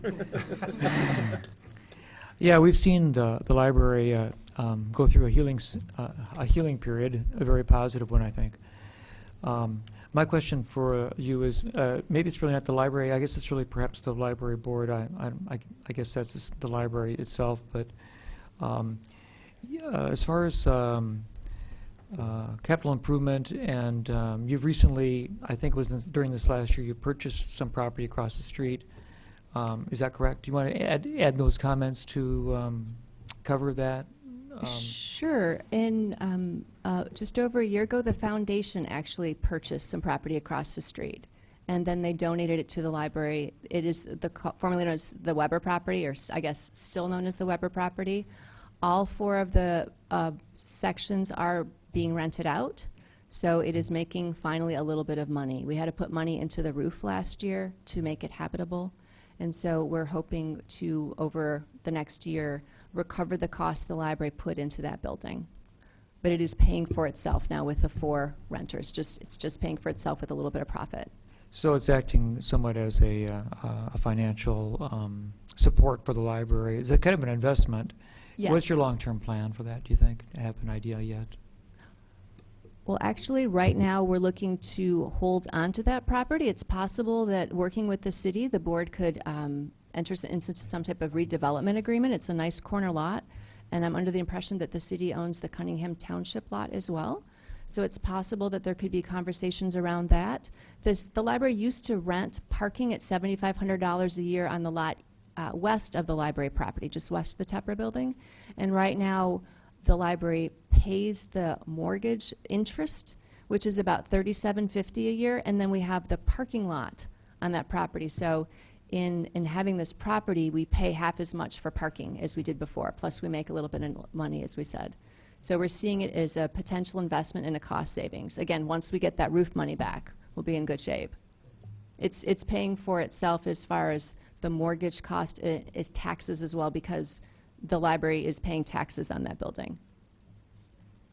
Foundation is, of course, an important aid to the library, and I appreciate the information. You're welcome. Mr. Madigan. So I appreciate the breakout of what the city is contributing. I appreciate that. I do have just one minor question, and it involves the cafe. So you mentioned earlier, I'm sure the cafe is an amenity that a lot of library patrons are very happy to have. But I heard you say something earlier about things that we buy for the cafe and then turn around and sell them for a profit. What I'm looking at, and maybe I'm not looking at this correctly, is that you have revenues of in a ballpark of $58,000, but expenditures in a ballpark of $73,000. I'm glad you brought that up. Okay. So the staff that work at the cafe are at the cafe. They're shelvers as well as being baristas, and part of their role is to shelve materials in between patrons. So we've calculated how many hours a week they shelve new books and magazines and do those kinds of tasks, and we've determined how much that will cost.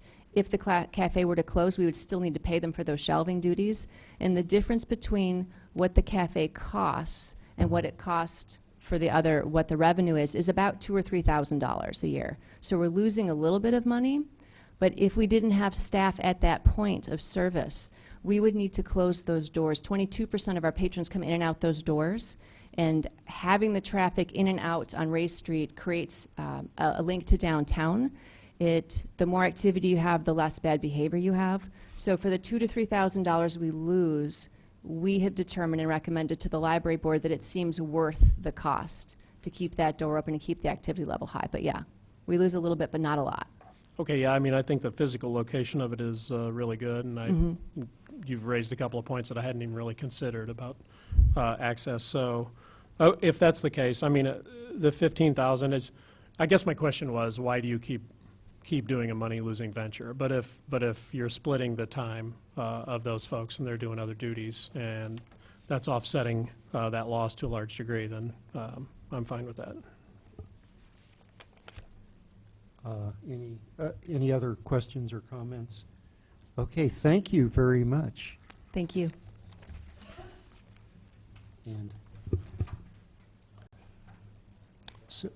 And so now, next up is the Urbana Police Department.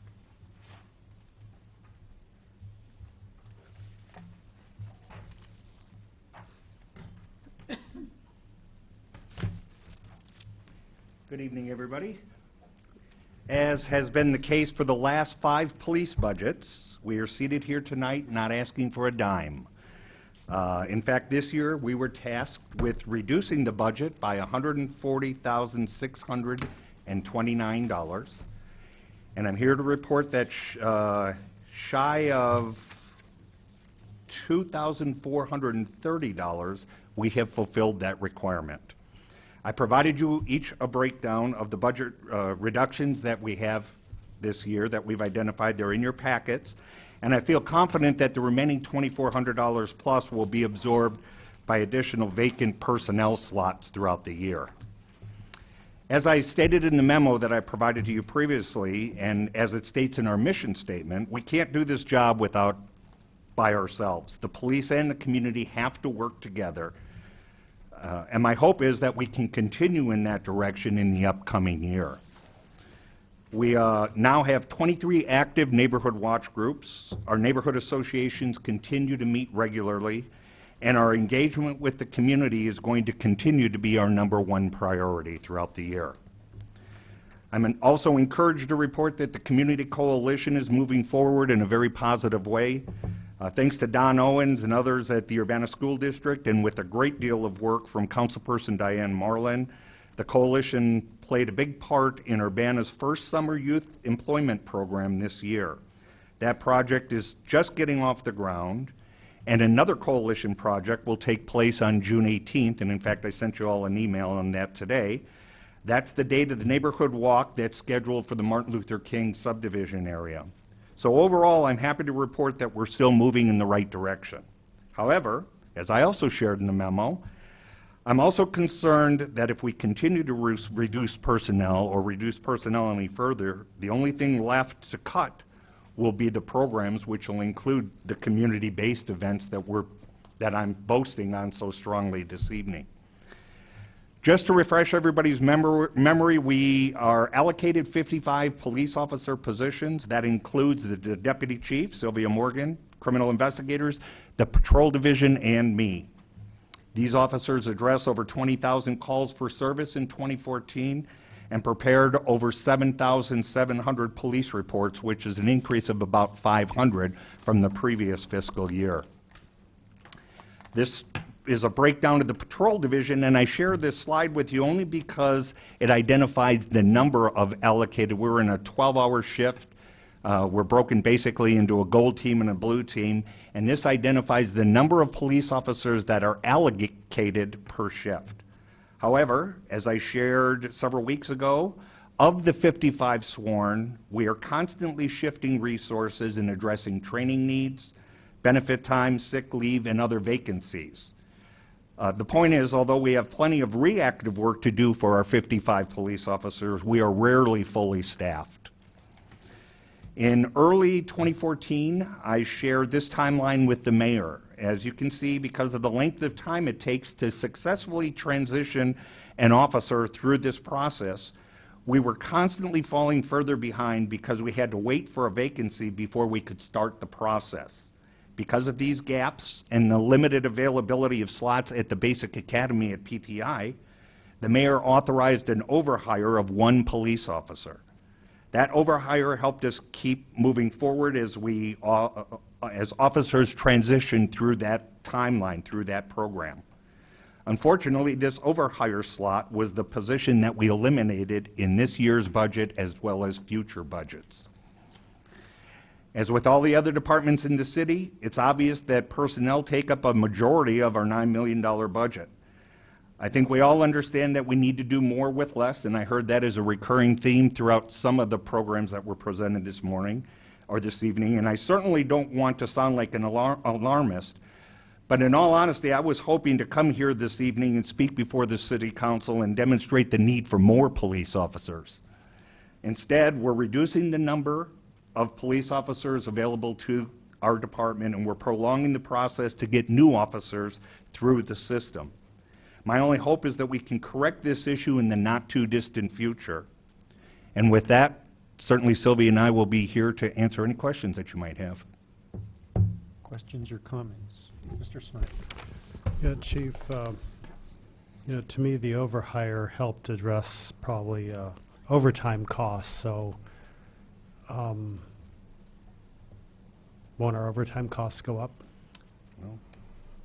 I mean, you've got them penciled in at a certain level, and it Right. looks good, but reality suggests to me that Unfortunately, in the policing arena, we try desperately to control the overtime costs as much as possible. When violent crime spikes, we have to address those by way of providing resources to address that issue. We worked with finance to adjust the overtime costs. We were sorely underrepresented in the overtime arena in past budgets, and Elizabeth worked with us, and we've adjusted that.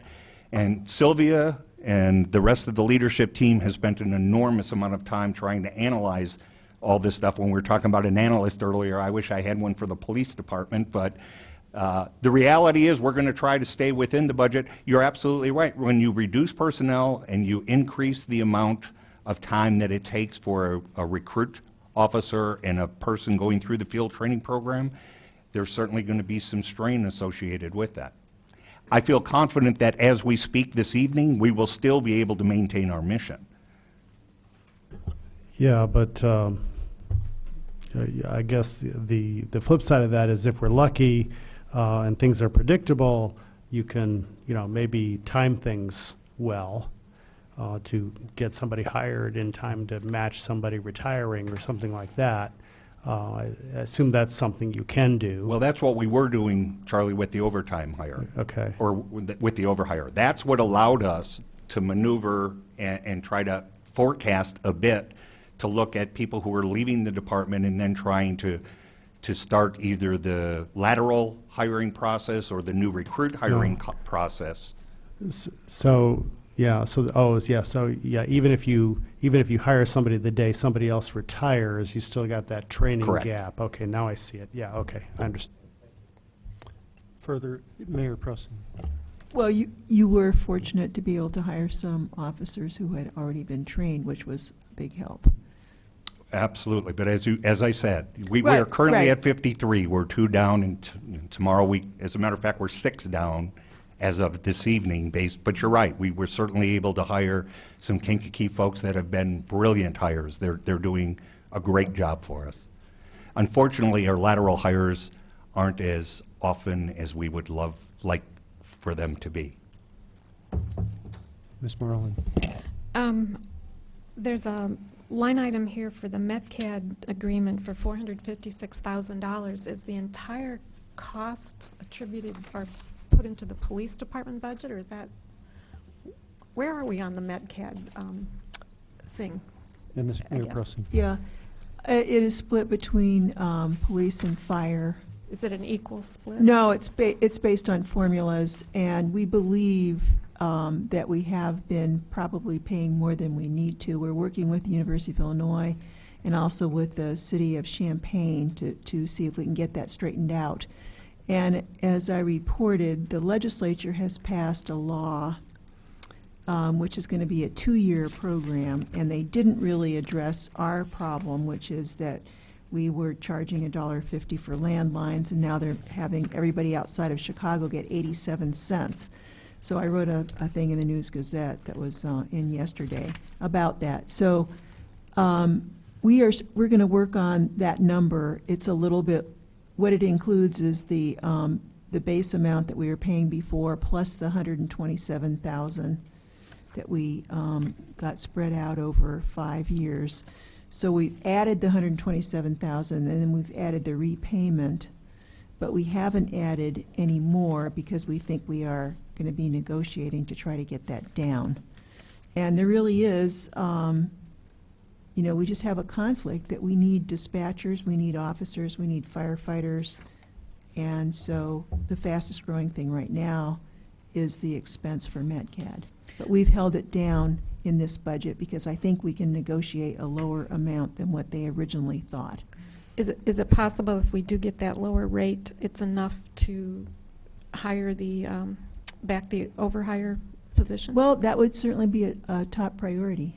I mean, that was the whole reason for my concentration on the MetCad, because I can see it's a conflict between hiring our employees and having dispatchers. Yeah. So that would be my top priority. That would be great. Any further questions or comments? Okay, thank you very much. The next item on the agenda. Oh, okay, sure. It's not on the Yeah, economic development isn't on the agenda, but we Just can- a staff report. if Okay, you so can squeeze we'll me in. take that, we'll take that as a belated addition to the agenda and staff report. Thank you. So just, I'll go quickly. This is a 2-month report. Unfortunately, I had to skip last month. But there really has been a lot of activity, so I just want to kind of keep council abreast of all the great things that are happening. We have a couple, actually several openings that occurred in the last 2 months. Lacey's Barbecue has held their soft opening at 115 West Main Street, so you can enjoy some delicious Kansas City-style barbecue. No offense, Mike. They also have a tremendous smoker that they fabricated locally. It's at the back of the building, a rotisserie smoker that I encourage you to check out. And also go to that other barbecue place, was it Texas style, I think. In addition, Best of Africa Food Store opened up at 208 West Griggs. Now that's the building just to the west of the Boneyard. And yeah, this is a grocery store that features staples from Africa, opened by a local couple, and a lot of interesting food there. Action Jackson Comics had their grand opening in March. They're at 123 West Main. They have completed the little enclave of small businesses that have opened there at Main Street. So we have a record store, a skate shop, a computer repair and device repair, and then also a comic book store. So a nice little enclave of retail. And now that space actually opens into Lacey's Barbecue as well. So it should become quite the dynamic spot on Main Street. There were 2 ribbon cuttings for new businesses in CoLab. Ellie Pinn's Studio is an artist and art educator, and Jumpstart, which focuses specifically on entrepreneurism training, and they do some summer startup activities, camps for youth. You may have noticed that work is going on over at Lincoln Square. Amara Yoga and Arts is in the process of expanding into the Great Impasta space. They don't have plans for the use of the kitchen at this time. They're primarily focused on expanding the floor area for their yoga activities, but also they're doing a research grant with the University of Illinois, and so they'll be doing some research in that space as well. The deadline for the RFP at 200 Vine was extended, but closed on May 29th. We received 2 responses, and we're currently reviewing those. There's now Wi-Fi downtown at the parking deck, thanks to Volo Broadband. And also, both the Cabanas are opened up, as Libby mentioned in her presentation. On the university area, there's a Korean barbecue that's currently underway at Gregory Place East called Bab Plus. Demolition for the MTD facility at 1101 East University Avenue is underway. They'll be expanding the existing bus facility there. There's been plans submitted for an 84-unit student apartment building at 901 Western Avenue. That's about a $9 million project. As Libby mentioned, the Gateway Shops expansion is underway. Their tenant occupation is really picking up. They have Lacey's Place Gaming Hall going in. Those plans are under review. Wireless Mic Store, and also a karaoke lounge has submitted plans there as well. And in addition, on May 5th, the Chamber of Commerce held a ribbon cutting for Illinois American Water's new location at 1406 Cardinal Court. That was a major renovation as well, and has consolidated all their offices in the community into one location in Urbana. Up on Cunningham, Urbana True Tire has opened their new location after relocating off of the block north here at 200 Vine. They're now at 608 North Cunningham Avenue. You can't miss the big Goodyear blue on the side of the building. They were able to upgrade their space with some new lifts as part of that move. Further up Cunningham Avenue, Urbana Boulders is a rock climbing gym that was, they did a crowdfunding campaign on Indiegogo online. They also have plans under review for that project. It'll be the old, it was an automotive place on the outlot of Northgate Plaza, which is where that'll be. And also a 20-unit apartment building up at Eastland Suites. So as you can see, a lot of activity. There's actually more that's already happening this month. So it's a good start to the summer for development activity in Urbana. The Public Arts Program, we've initiated a call for murals on glass. Those are the murals at the Urbana Civic Center and the Urbana Business Association offices. We are going to keep the installation on the parking garage, partly because the Lincoln mural in particular is popular, also because we want to test the how well those applications, it's a vinyl adhesive, see how well they hold up and how long we can expect to use them for and have them still looking nice. As Libby mentioned, we had a very successful event to celebrate the new Boneyard. That took place on April 11th. We had over 300 people attend. Speeches by the mayor, Jack Mackey, the artist who did the design of the art components of the park. There were food trucks, there was music, and it was just a great event overall, introducing our community to this new amenity right in the middle of downtown. We've actually today, Pauline Tanos, our public arts coordinator, announced the Urbana Art Expo. This is a new event. It'll be a juried exhibition of art and also for sale at the Urbana Civic Center on September 13th. And we're hoping that to generate some revenue off of this event and grow it in the future. Also, new brochures have been created for the Urbana Sculpture Program. These were created by designer David Michael Moore on contract with the Public Arts Program, and they're very nice. You'll find them in the lobby of Community Development and around town. In marketing activities, we also reissued the Urbana Downtown Guide, which David Michael Moore contributed to as well. So we have a very nice looking updated downtown map available around town.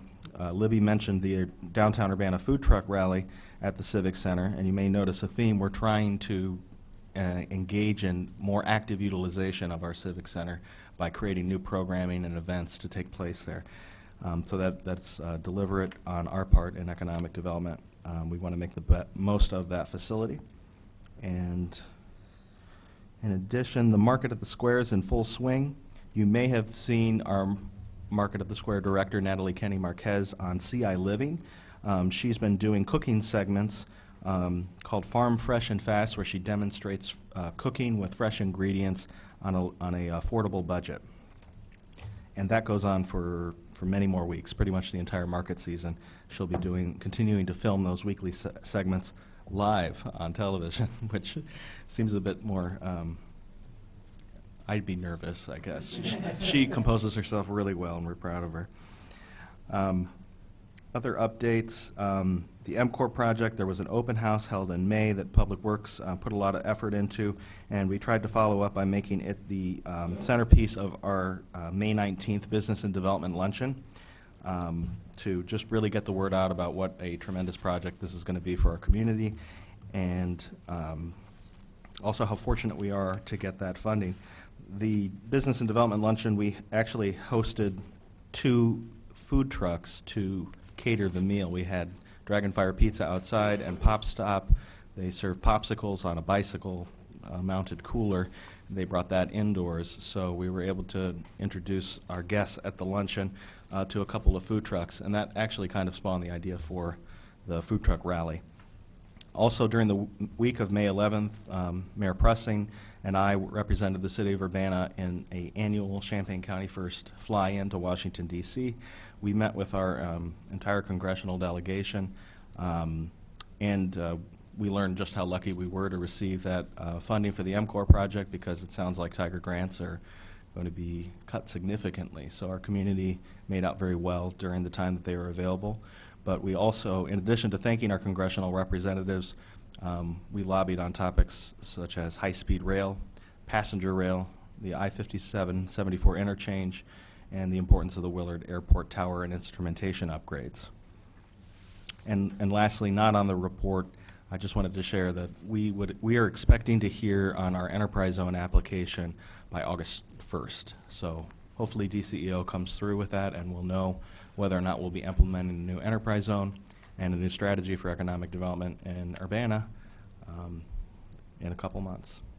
Any questions? Questions or comments? Mr. Brown, and then Ms. Marlin. Can you tell us how many, if any, proposals we got for 200 Vine? 2 proposals. We're Okay. reviewing them now. And is the TIF study proposal, the TIF study, is that ongoing? It's in progress? It is ongoing and in progress. It's a complicated analysis that we need to be able to set a time, some significant time, and it also becomes time sensitive. So once we really get into the details of it, we'll need to move somewhat quickly and advance it through the full process. If you recall, with the enterprise zone applications, I think Libby Tyler, the mayor, Mike Munson, and I, and Kay Ferrer at the time, I think we did about 20 public meetings in order to facilitate this intergovernmental collaboration. Now, while at TIF we don't need those direct approvals from our taxing partners, we've always had a tradition of seeking and securing the buy-in of our taxing partners with TIF districts. So it will be a coordinated effort to make sure everyone's fully notified and on board with the concept. So it'll be a big production, and we want to make sure we're ready to bring it to fruition when we go forward. Okay, thanks. Okay, any further questions or, yes, oh, that's right, Ms. Marlin. What is the plan for marketing the Hanford Inn site, and also for when the enterprise zone is approved? I'm just going to think very positively. What's the plan for promoting that, especially new home construction? Because that's a new part of it this time.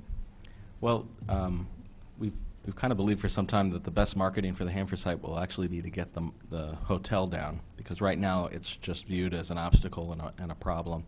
The primary marketing of the site will be up to Kelly Dillard of Diggett, who will be the new owner of the site. However, we're always eager to help. We have been and will continue to facilitate conversations between the owner of the Hanford Inn and also the owner of the Pickerel Farm to the south, which I think is about 20 to 30 acre site that's sort of hidden away, but it really is prime for development. There have been several entities that have expressed interest in putting commercial establishments out into that general area.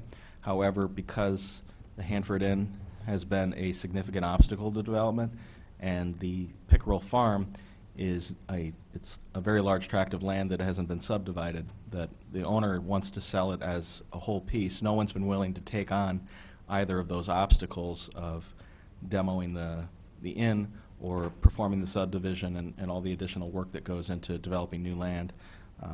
So we're hoping we can get the ball rolling in there. But there is continued interest. It's just reaching that critical mass to overcome those expenses. And your other question was the enterprise zone. We intend to market that heavily. We would create a marketing program for residential particular along the lines of with what we used with Build Urbana. I'm not sure we'll call it Build Urbana. We might. and we'll continue to do realtor bus tours. We're looking at more direct engagement with realtors, more marketing, such as email blasts, and then coordinating with all of our partners, the UVA Chamber, and looks like Visit Champaign County when we get our agreement. And EDC? Of course. Okay, Mr. Smythe. On a lighter note, I'm looking forward to organizing a tour to barbecue. Yes. And I think it should be very interesting to do. On the By completion of bicycle? yeah, of course by bicycle. But yeah, if assuming we can make it up Cunningham. Okay. Thank you very much. Mr. Vatican, I Yeah, think that has piqued his interest, yes. I have really nice bicycle parking under a porch. Best in town. You have covered bicycle parking. I know it's Okay. and actually if you come across on Perkins Perkins to Kerr type things, there are ways to get to you that are relatively safe. by Yeah, but you'd bicycle. almost have to be insane until that sidewalk is put in place. Well, it is 4 lanes, and some of us are known to take the lane. Yeah, it's doable, But- especially if we get a group of us together. You know, I have to say, I'm going to take privilege to inject a comment, and that is, I definitely feel that the state could take a lesson from this body in finding ways to bridge differences, political differences. I think this dialogue is great. Barbecue is always a good way. Yes. Okay, having established a precedent for spur-of-the-moment additions to the agenda, are there any other? Okay. So, moving along, the next item of business is approval of minutes of the previous meeting from May 26th. Second. Moved by Mr. Smythe, seconded by Ms. Marlin. All those in favor, please signify by saying aye. Aye. Opposed? Ayes have it. Now we have public input. I have just one sheet or card, and this is from Reverend Dr. Evelyn Underwood and Bishop King James Underwood of 1309 West Tremont Avenue. They do not wish to address the committee, but ask that their position be entered, that they are concerned about the Dr. Ellis subdivision sewer problem. And I think that this is now, any other member of the public wish to address us? No? Okay, so moving on, the next Eric, item. wait, Yes. I do have something. Oh, okay, I'm so sorry. Yes, you are a member of the public as well as That's right. councilperson. I just wanted to update you very briefly on the Urbana Pilot Summer Youth Employment Program. I'm really, really, really happy to report that this is an initiative of the Community Coalition, and this summer we'll be piloting the program. 36 students will be employed. The program is going to be 6 weeks long, starting June 15th through July 24th, and that will also include 3 days of orientation. Students will be getting paid $8.25 an hour. Placements available to students will be at the U of I, Urbana Urbana School District Central Office, Urbana Neighborhood Connection Center, the Champaign County Regional Planning Commission, Culver's, Happy House, Express Print Plus, Don Moyer Boys and Girls Club, and Beckett Law Offices. So a combination of public, nonprofit, and private businesses have stepped up to place students this year. The budget for the pilot program is $25,000, and this is where the Community Coalition really came into play.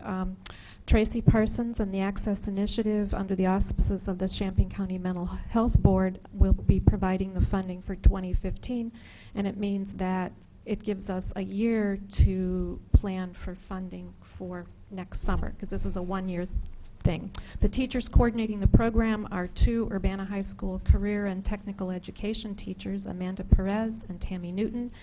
And really, many, many thanks go out to District 116 Superintendent Don Owen, Assistant Superintendent Jennifer Ivory Tatum for getting this thing off the ground on very short notice, to the Champaign Unit 4's Orlando Thomas, Suzanne Meislin, and Lucinda Barnes for sharing their expertise. We didn't reinvent the wheel. We looked at what Champaign was doing, their successes, and tweaked it to fit Urbana, so it made it much easier. Regional Planning Commission is acting as the fiscal agent for the program, and Chief Pat Connolly has been a super supporter all along. So this is great news for Urbana, and we're starting out with 36 kids in this pilot program, and the plan would be to expand it for next summer. Okay. Question for Diane. Yes, Mr. Smythe. Yeah, Diane, this is something I think we've all wanted, so it's great to finally get it off the ground. I guess the real issue is, so we need to start planning for next year. Mm-hmm. Do we have a target number that we need to raise? Well, not yet. In Champaign, the city of Champaign is putting in $75,000, and the Champaign School District is putting in $75,000, and that doesn't cover all the expenses. But that's for up to 240 kids this year. So it depends on how many children we want, and that determines your target number. But 25,000 is enough for the kids. For this year, yeah. So, but that's 34. So if you wanted to, you can do the math from that. So, yeah. Thank you, Mr. Ammons, and then Mr. Roberts. Yes, for this summer youth employment program, I appreciate the Walk as One coalition and all the people that you named. One of the things that has come up recently in talking to other organizers and people in the community, certainly people do things out of the goodness of their heart, not because they want recognition. But when I think about things like Walk as One, and I think about how the initiative came from the groundswell of activities from organized community members, from organizations such as the Breakfast Club and other organizations who were really putting a lot of people who were putting a lot of pressure on the city of Champaign to address the growing concerns in the city of Champaign, which many people think contributed to the death of Kewan Carrington. And so while we are able to sort of trot out something like Walk as One and the Community Coalition and really give kudos to a lot of people who have worked since that initial set of work was done, I would like to send those kudos out to those people on the ground who took advantage in the appropriate way of an opportunity to push the city forward, for the organizers and the community activists to push that issue forward and put a lot of pressure on the city to come up with something and to initiate an idea such as a summer youth program. So I just wanted to make sure that those people were also recognized in this process. And I'm wondering why Mr. Madigan is not on this list. That would be because I have my own summer youth employment program every summer, and I employ a half a dozen to a dozen, and it doesn't cost... So, I mean, why not just add with this, though? Because it doesn't cost taxpayers or anybody else a dime. It's all mine. Is that right? Okay. Okay. Mr. Roberts, I think, was the next person who asked. Right. I just wanted to mention that the Lehrman Neighborhood Community Garden has been planted and crops are coming up. We've had 4 weeks, the 4th week of distribution will be Tuesday. We have garden volunteers who do maintenance, watering, and then the harvesting on Tuesday morning, and distribution will be at 10:30. This is a community garden sponsored by both the Lehrman Neighborhood Action Committee and through the guidance and support of the City of Urbana. And the distribution is free to those who come until the materials are gone. We don't have a lot this time. We've had pretty heavy harvest before, but we will have greens available and broccoli. Okay. Mr. Smythe. Yeah, and I believe I forwarded you all the press release, but for the public, ITV3 has announced a second neighborhood that they will be wiring in the very near future. It should be showing up for approval to Public Works here in the very near future. And we have 3 neighborhoods that are close. One in the single digits, one in the 10s, and one in the 20s that are all close as well. So conceivably, by the end of summer, we could have 5 of these fiber hoods or neighborhoods hooked up. Any, Mayor How Pro many Tem? neighborhoods total in Urbana? I don't know off the top of my head, sorry, I'd have to look at the map. Okay, thanks. Other, I'll get that. Mr. I just Smythe. have a question. Oh, yes, Mr. Evans. Can you all have a booth at the market at the square? Or is that, We don't have enough produce to do that, and it's so easy to give it away in the neighborhood that we don't have to bring it anywhere else, we found so far. okay. Mr. Smythe, could you take the chair? and Sure. recognize me? So- Mr. Jacobs. So I'll just make a comment about funding Community Coalition from my perspective. And so I don't remember exactly, I mean, we did have a funding request from Community Coalition, and I believe that the formula finally allotted them something like $4,000. I don't remember what, but a fraction of the benefits that we're receiving this year. But I think that I think we definitely, I hope that either through the mechanism of social services funding or through a specific line item, that in the coming year, the fiscal year after this one coming up, that we can make a more substantial contribution to that program. And I would also expect to have some private partnership and business support as well. It shouldn't be all public funding. It can't be. So. Right. Mr. Ammons. So I definitely agree with you, Diane. I think it should be some private stuff. I think the city of Champaign actually is doing a lot of work around, it may quite a substantial amount of what they're giving is private businesses raising the money for those programs. I would say that I've been raising this issue about public safety, that it's not just public works, the fire department and the police department. I think public safety is also economic development.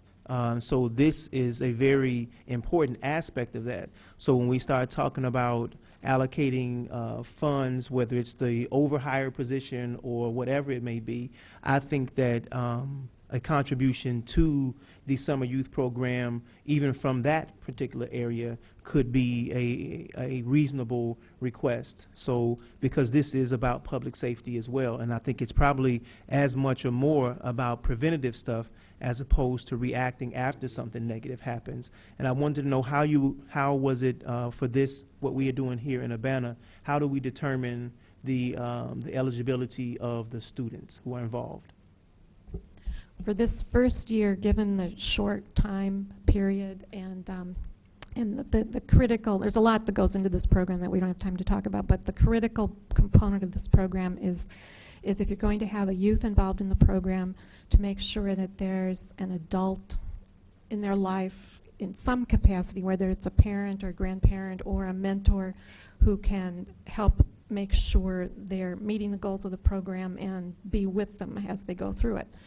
So what was decided to do is to draw on the pool of kids who are in the Champaign or in the CU one-to-one mentoring program already, because they already have that adult presence in their life, and that's who's participating in this pilot program. And then, after that, it would be expanded to other kids. But for a pilot program, your most important thing is, number one, provide the service, but also do as much as you can to guarantee success and work the bugs out so we can go on from there. So that's the route they decided to take.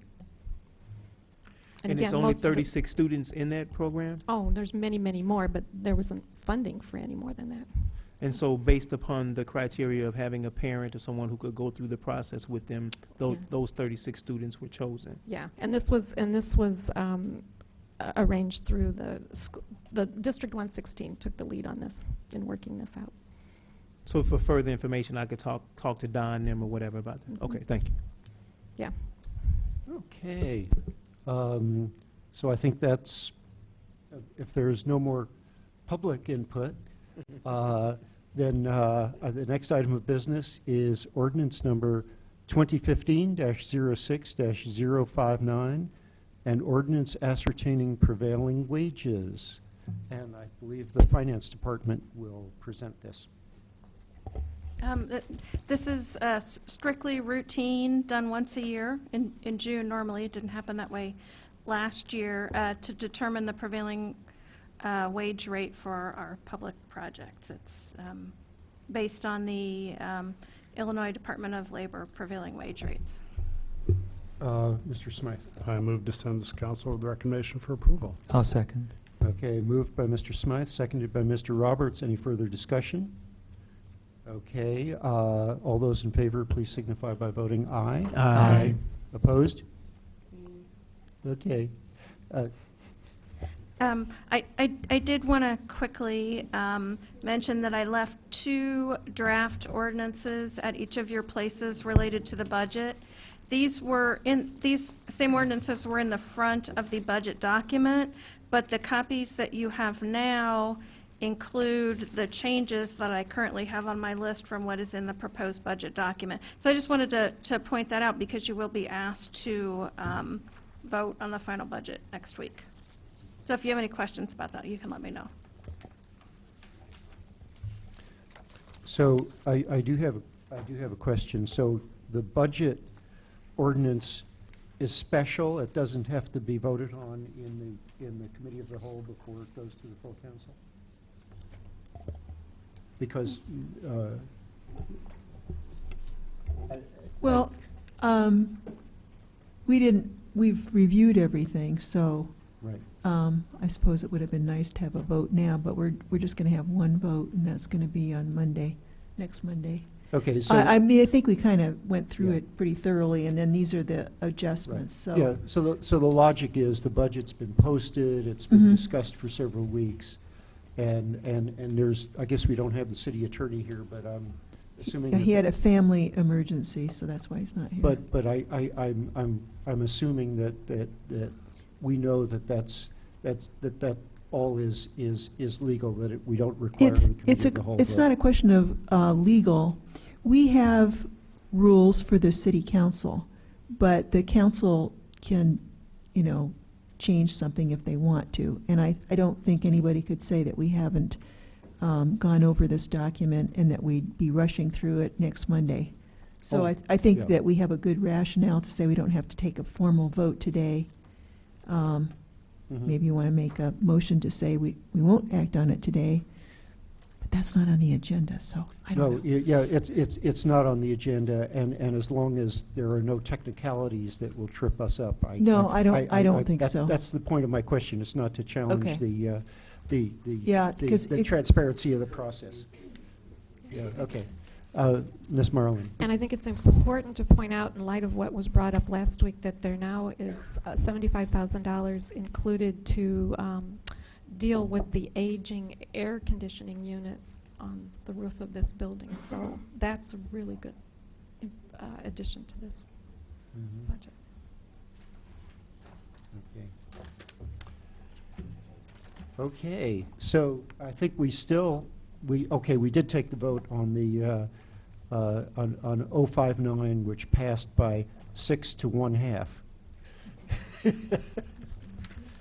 Mr. Madigan sort of shrugged and moaned, and so I'll take that as at least a half vote against. The next item on the business is resolution number 2015-06-029R, a resolution approving and authorizing the execution of an Urbana Home Consortium subrecipient agreement and the Habitat fiscal year 2014-2015, and this will be presented by Community Development. Yes. So before you is a resolution that's authorizing and approving the execution of the subrecipient agreement under the HOME program. And this will allocate $150,000 to assist Habitat in constructing 3 new single-family units and rehabbing 1 single-family unit for resale to a low-income buyer. The addresses, along with the funding amounts for each unit to be constructed or rehabbed, is listed on page 1 of the memo. The proposed contracts will assist in committing Urbana's portion of the home funds in a timely manner, as we have a deadline imposed by HUD for our commitments the end of July. And the funding for these projects is already incorporated into our fiscal year 14-15 annual action plan and the city budget, and the proposed projects are all in keeping with the goals and strategies outlined in our consolidated plan. So both staff and Community Development Commission recommend that council approve the proposed resolution. And I have Sheila Dodd, Executive Director with Habitat, who's here to assist in answering any questions that you may have. Mr. Evans.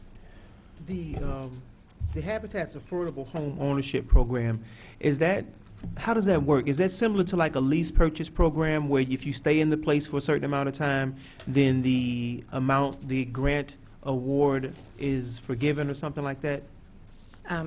Yeah, we will use the funds to construct the home, and at closing, they will sign a mortgage for the city of Urbana's portion.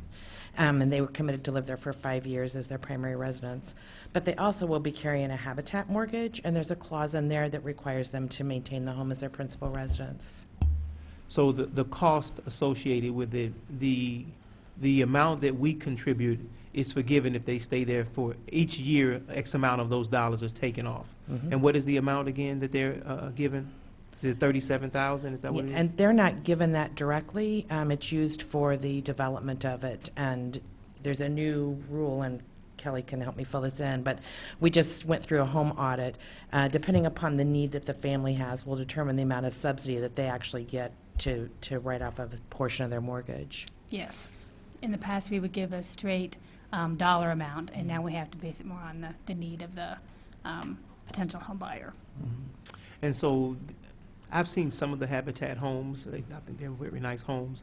The people who qualify Mm-hmm. for those homes, can it be single parents? Does it have to? It doesn't matter. No, It's just based upon the. They're qualified based on three things: their ability to repay the mortgage, their needs. So most typically, they're living in substandard or insecure housing. Some are homeless and couch surfing, and then their willingness to partner. So one of the projects that is in this proposal will also have a matching grant with some businesses, and so they might need to go out and meet the businesses, or their employees might want to get involved with them, and that can be awkward or uncomfortable, so we want to make sure that the families are willing to partner with that in the beginning. But those are the three things that we look at. We don't care what their marital status is, if they have children, what their age is, none of that matters. You just sort of structure the house to fit the need, basically. Right, right. And so based on the size of the family determines whether we build a 3-bedroom or a 4-bedroom home, or like in this case, one of the homes is actually a rehab. It's in fairly good condition. It was a foreclosed property, and we're going to match this money with some other funds and rehab the home and sell it to a veteran. So the lease purchase program that I'm very familiar with, that we used to have at the Urban League program, it was just trying to increase home ownership, because that's the biggest way to wealth building and to financial security. What if an individual was just in an apartment and was seeking home ownership? Is this an avenue that they could use? Sure, sure. Okay. They can apply. We have an open application year-round. About every 2 to 3 months, we'll have an orientation. We will look at the individual's credit and talk to them about the qualifications of the program, so that they're aware going in what it's going to require. And then we'll meet with them privately to review the credit report, because as we know, that's usually the stumbling block for any of us to move forward. What we're finding by doing this process is many people are going back and cleaning up their credit and coming back to us. The last orientation we had, 40% of those people had cleaned up their credit and came back, which I think is huge. Okay, thank you. Further, yes, Mr. Yeah, Smith. so Sheila, you're becoming a regular there. The 903 Eads property, the rehab, I'm really happy to see that. And, so because this goes back to the question I asked you last time, which was rehabbing some of the homes that are on the blight reduction. That are scheduled for demolition or whatever, though at least one of those might actually be a rehab possibility. Have you made any progress with HUD on whether you can do rehab with that other pot of money? With the blight reduction, I'm not sure of. We haven't signed our final contracts yet, so we're Right. still in that process. But the Attorney General grant, yes, and with other funding grants, yes. Yeah. It's more affordable for Habitat. I mean, we just finished our first rehab project. It helps us maintain that character of the neighborhood, which I really like doing, as well as we can get a family in a little sooner. We currently have a list of 14 people that have signed real estate contracts to purchase homes, and so the need is there. So if we can serve more and more quickly, that's good too. Yeah, so I'll keep asking you to pursue Sure. that blight reduction as rehab possibilities too then, yeah. Further questions or comments? Mr. Smythe? I move to send this to council with recommendation for approval. I'll second. Moved by Mr. Smythe, seconded by Mr. Roberts. Any further discussion on the motion? Those in favor, please signify by saying aye. Aye. Opposed? Okay, the ayes have it. Resolution number 2015-06-028R, a resolution approving an intergovernmental agreement with the Urbana Park District for construction and maintenance of an 8-foot wide sidewalk across Crystal Lake Park. And Public Works will present.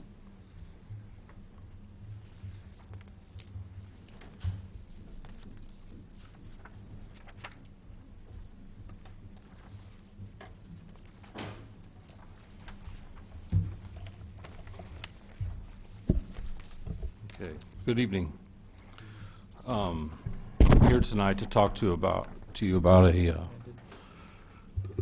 really nice chance for us to partner with the Urbana Park District to construct a 8-foot wide sidewalk along the east side of Crystal Lake Park in conjunction with our Broadway Avenue reconstruction project.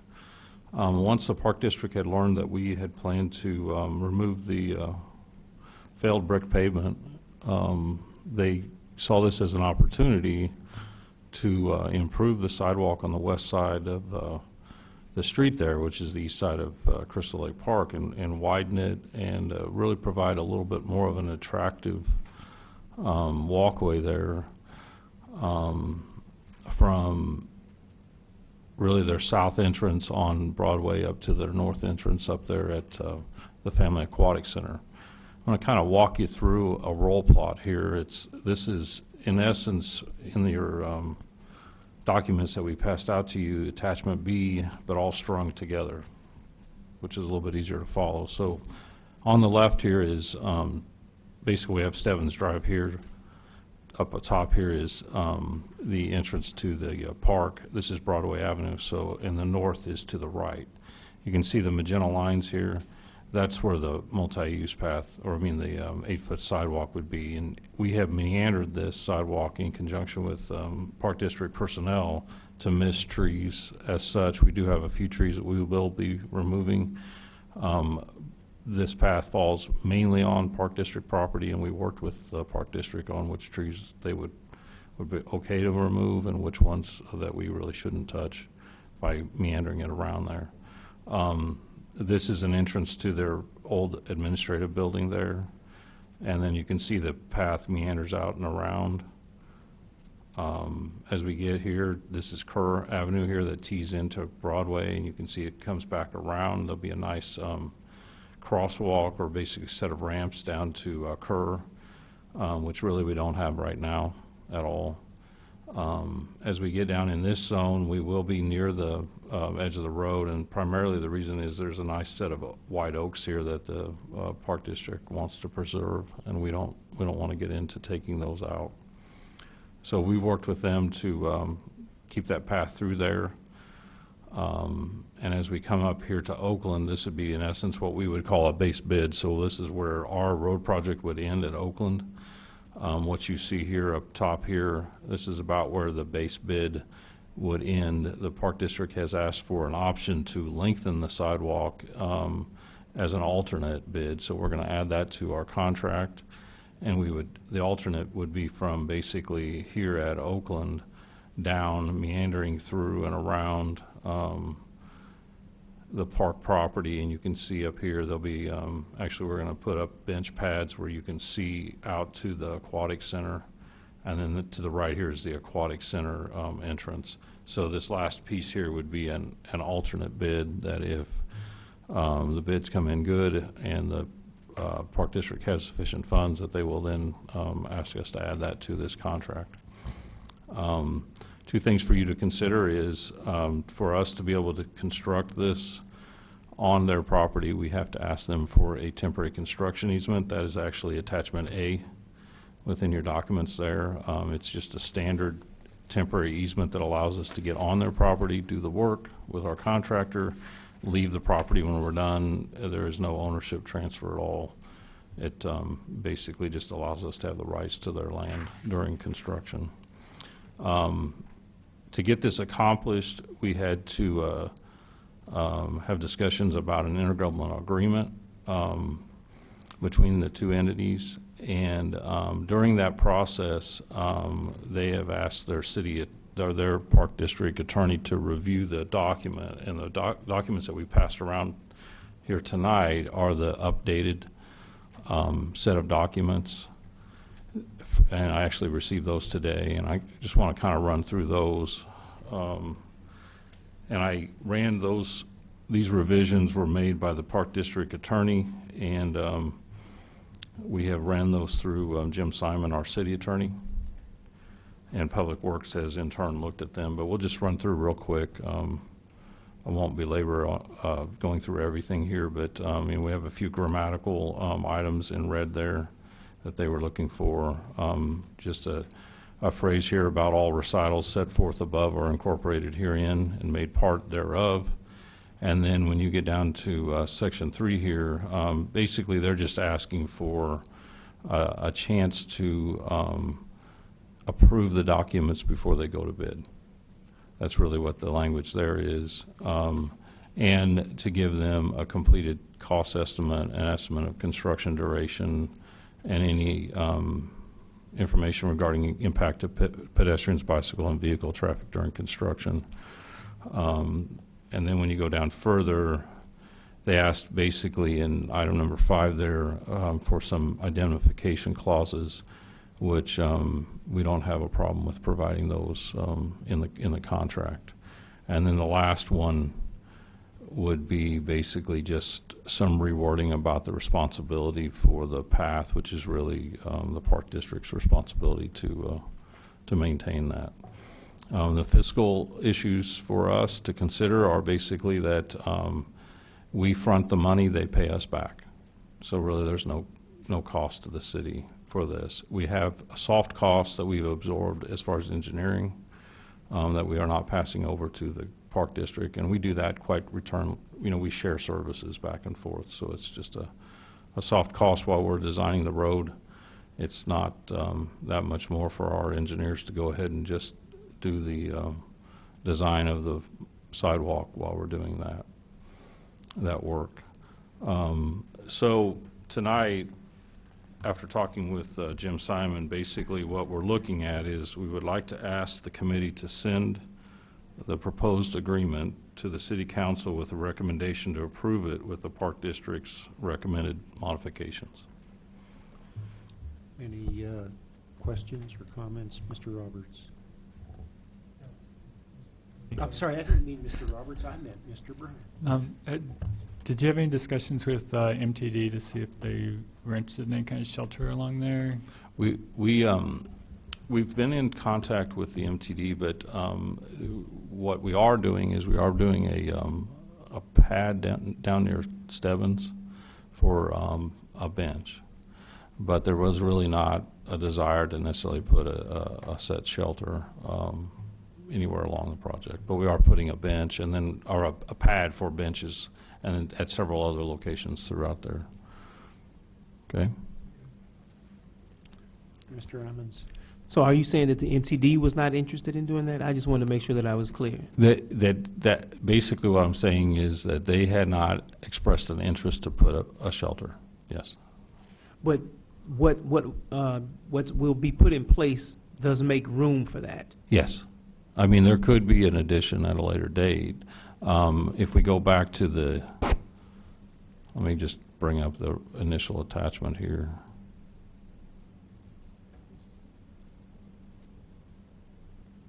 So we're here near Stebbins. You can see what we are doing. We do see pedestrian traffic walking across Broadway here, and people will pool and wait for a bus. So this is a concrete pad for a bench. Okay. Okay, not a shelter, but for a bench. Okay. And that's the only stop along Broadway between the 2 points? The bus, what the bus does is it will pick up, they run a gold and a ruby line, and they do also run a line for school children in the morning and in the afternoon. And the school children line, I'm understanding they will pick up at any location along Broadway and not at set locations. It's basically if a school child comes to the Broadway, they just flag and they'll just pick them up. As far as the other stops, I know that there's one here, and I'm not sure about Kerr. I'd have to check on that one. Okay. That would be maybe the only other one that I know of. All right, thank you. Okay. Mr. Smythe. Yeah, quick question, Craig, looking at the aerials of this, the sidewalk to the south of Stebbins and the entrance to the park, at the south entrance of the park, that will stay at what, 4 feet, 5 foot width sidewalk? Mm-hmm.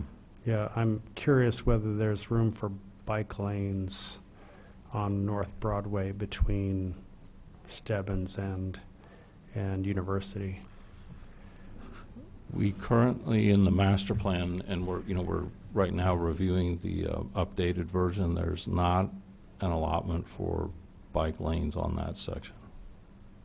The width, if I can recall, I don't think, like in this particular section here, there's not enough width to do bike lanes and vehicle lanes. Yeah, and there's a bridge there, so Right. so you'd have to widen the bridge to Right. add We- a multi-use lane or something. Yeah, I think the Park District, talking with them, they have ultimately a desire, particularly around the Park and Broadway location there, Park Street and Broadway location, to install a sidewalk around the park.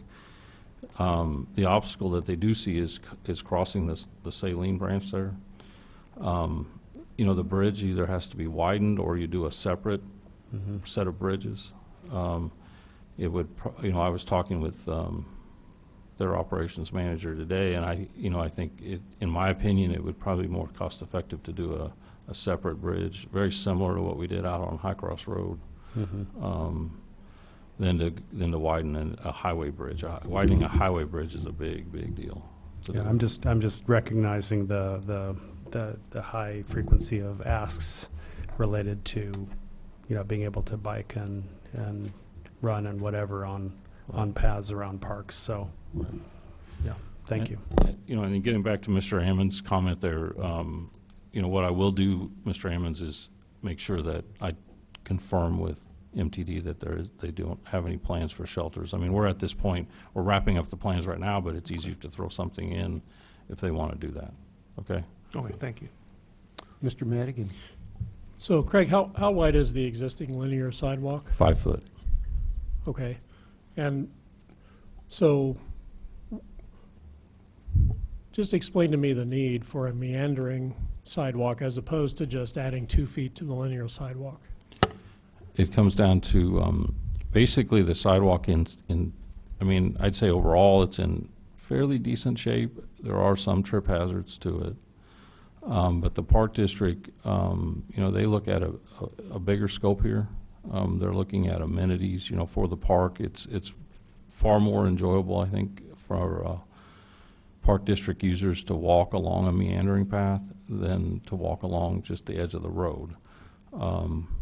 So, and from an engineering standpoint, if we can pull people away from the edge of the road, it's usually a better thing overall. But keep in mind, it's the Park District's desire to have the meandering path. If the Park District was not a partner, the city would just modify the ramps, fix a few trip hazards, and then we'd just leave it at that. Thank you. Mr. Brown. I'd just add a little bit to that. As a bicyclist, I think I'd probably use the road, but for kids using the sidewalk, since there's a pretty steep hill there, it might actually help slow them down a little bit to have the meander, but that wouldn't be the main reason to do it, I guess. Mr. Roberts.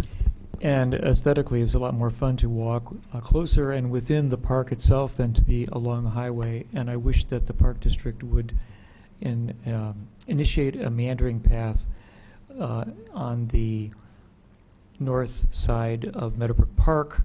After you've done this beautiful loop and you've seen the sculpture garden and you've gone through the meadow, you end up having to walk right next to the traffic to get back to your car, and it takes all the pleasure of the walk away, because if they would just place a path, a shortcut path, 15 feet into the open meadow, it would be so much more pleasant. Any further practical or aesthetic considerations, Mr. Smythe? I just moved to send the council recommendation for approval. Second. Moved by Mr. Smythe, seconded by Ms. Marlin. If there are no further points of discussion, all those in favor, please signify by saying aye. Aye. Opposed? Ayes have it. And there being no further business before this body, we stand adjourned.